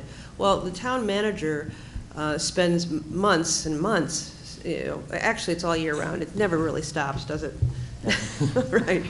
But really puts the nuts and bolts together starting in October. The CIPs are starting to get formed, and then they start working forward. And right now, the department heads are putting their budgets of what they believe they will need to maintain the services that they're providing right now for next year, July 1 of 2019. So without understanding that, oh, we're not going to get to do this next year, I'm going to tell you I'm going to need X amount of dollars to do this next year. So you have to understand that. And the direction that the town manager has is from the town council. He takes direction from them as to what services this town's going to provide. And that comes from years of citizens asking for things, really. We need this, we need better ball fields, we need better programs for our seniors. That all came from years and years of asking the town council to fund those projects. So the town council holds the key on all policy. This body can certainly weigh in with suggestions as to what you think that the citizens want. Maybe you think that the citizens want purple stripes on the road instead of yellow. I mean, I'm just being facetious, but that's perfectly okay for the RTM to do, suggest policy. You can't make policy. The only way you can really make policy is to cut, and I don't think that you'll ever get consensus to cut an entire department or program. It's really, although I did see an RTM, and you were on the RTM then, and cut the, it was 10 years ago, cut the funding to Groton Long Point's police, and completely. It was amazing. It was very upsetting. But, so it can be done, but I was surprised. So does that help a little bit? Representative Washington, you seem to be gripping a microphone. Do you want to speak? No? I'm like, okay. I want to make sure I didn't miss you. Well, I have things I was thinking about. Representative Bordelon? Thank you, Madam Moderator. And I think you put it really nicely in how you explained, and I know Roseanne is always a stickler at it as well, explaining the budget. I think sometimes, though, for me, like as a newcomer as well, I understand, we go through John, and you can't go to department heads, so that's why I never did it that way.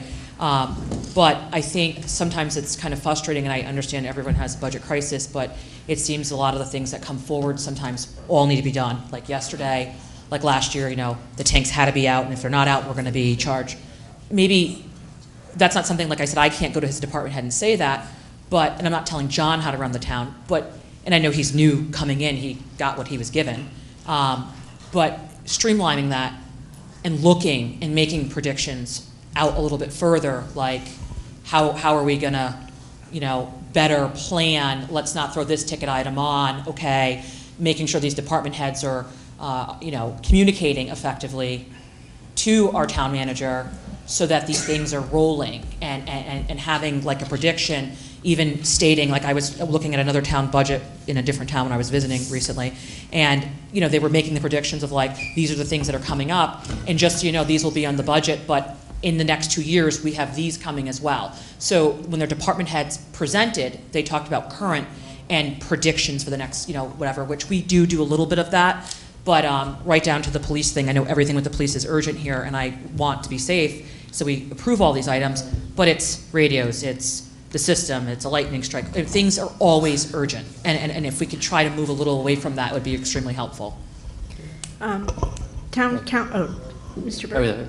Town Councilor Franco, I know, wanted to say something, if it's possible to have her come up. We do, can I say something real quick? Oh, yes, please. We do pretty thorough CIP planning. You have a rolling 5 or 6 year plan that's in every budget, and but you're going to have new state regulations that affect it, so you have to relook at it every year. Things are going to change, but we're constantly communicating internally on the CIPs, and like UPS, that really was an unexpected item that it really couldn't have been avoided. Things happen, but we do a lot of planning on it, so I'm not sure there's much more we can honestly do on that. Hello, everybody. So I sat and I listened for a while of all of the things you had to say, and I thought I'd come up and answer, because some of them I do know some of the answers to. I'll start with some simple ones, like attendance at a school activity. That's the Boosters Club. So it's basically the athletic booster club. They're the ones who are setting the pricing for attendance. No, it's about the senior citizens going to the school activities for free, that they don't have to pay. And the booster club sets the price. So the athletic booster club are the ones who set the price for that. It's not like they don't sit at the Board of Ed and say, yeah, we approve all these prices. Maybe the Board of Ed could set a policy. Right. Well, I'm just policy-making committee, right? I'm just letting you know that it's not actually the Board of Ed that does that. It's the booster club. So maybe, yeah. I might have missed something. Did somebody say that Dr. Grenier refused to come? I had asked him to come, and I got an email from the chair of the Board of Ed, and she said he wouldn't be coming, and they were trying to, he wasn't going to be attending as many meetings, is what I got out of that. Okay, because I've heard people say he wouldn't come, and that maybe the Board of Ed voted on it. I have no idea.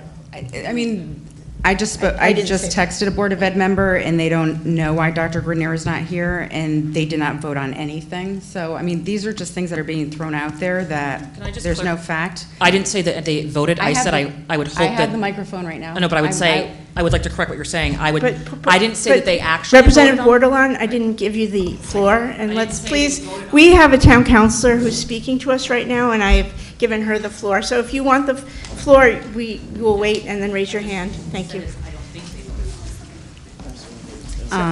Please continue. The human services, outside services, they are broken out. I have the budget book here, and somebody had said that they would like them to be broken out further, and they actually are broken out here. I had seen them, and I had the pages open, and they are broken out down to cost centers and financing planning. When it comes to the budget limit on the possibility of having a percentage increase or decrease, I think that's very hard to say, especially when we're dealing with a lot of CIPs. When it comes to like the radios, they've known for a long time that the radios have been having problems. They're very old. But they waited until they really needed something. So this is what's happened historically in our town is there are things that need to be done, but they push it off as far as they possibly can to the point where you now have to do it. And that's where we are now. So with the bridge to Groton Long Point, you guys approved the money to go to that. I believe they were at our meeting last night. I wasn't able to attend, but I listened to it on my way back from New York City in the car, streaming it. I listened to the meeting, and I think the bridge is rated, a 4 now? Correct. Which is poor. It's a poor grade, but they've waited so long until we took care of it now. But they've been asking for things for many years. So we waited till it got poor. It could be downgraded with the next inspection and can be possibly closed or downgraded to the point where a fire truck or an ambulance won't go over it. But this is how far things get pushed out. So now things have to get taken care of. So nobody can promise, I don't think, by starting at this is where we're going to start and we'll just fill in the money in the bottom because we won't go over it. Because there are things that just need to be done sometimes, like the oil tanks. That was brought up as well. It was the last year that those 2 oil tanks had to get out. They had to be done. Or there were very negative consequences that were going to come with it. So are those the negative things what we're willing to do? just to stay at a zero increase, I mean, I don't think it would be positive for our town, and it would actually end up costing us more money in the long run. So these are things that I think we need to educatedly look at the issues and not just say, we're not going over this number. And it doesn't matter if that bridge fails, or it doesn't matter what's going to be the consequences that we can't put gas up at the annex area. And when it comes to the school budget, I understand people want to see more. I went to numerous Board of Ed meetings when they went over the budget. I understand it. I listened to them. There were things I had questions on. I talked to them sometimes after a meeting or on the side to have some explanation done. And if I couldn't get an explanation, they went back, they got answers from me, and they gave me those explanations. The grant money in their budget there is a breakout of that, and it shows what the grant money is. Does it always say exactly what they've done with that grant money? Maybe not. But it's not, from what I understand, we can cut their budget, but we can't tell them how to spend it. So if they want to say, if you want to say, you know what, I don't like this line item and I'm going to cut that money, they might not, that service might stay. They might decide to cut something else. I mean, you can't tell them how to spend the money. You can just say how much you're going to get. And then we also have to deal with the MBR. And so, I mean, we had no increase in MBR, and everybody's very upset about the school budget, but we had no increase. I mean, and if we're going to go any lower than that, there's going to be serious negative impacts on the school and the money that they receive. So I just wanted to come up and maybe say, it seems like there were a lot of attacks here tonight, and maybe there should be more discussions and more questions asked, and maybe with good faith and trying to get along with people and understand things. And that's all I have to say. Thank you. Thank you. All right, Representative Gordon, did you have comments? So I just wanted to clarify the question that she stated. I didn't say that they actually voted on it. I was saying that I don't believe that anyone voted on it, so I didn't know how the chair of the Board of Ed could just make a decision and say he wasn't coming. That was what I said, that I don't believe it was voted on. As far as the human service comment that you made, I know that it is broken out. I was talking about how they moved the whole number. I didn't know if they could move it line by line instead of moving it as a chunk. That's what I was trying to say.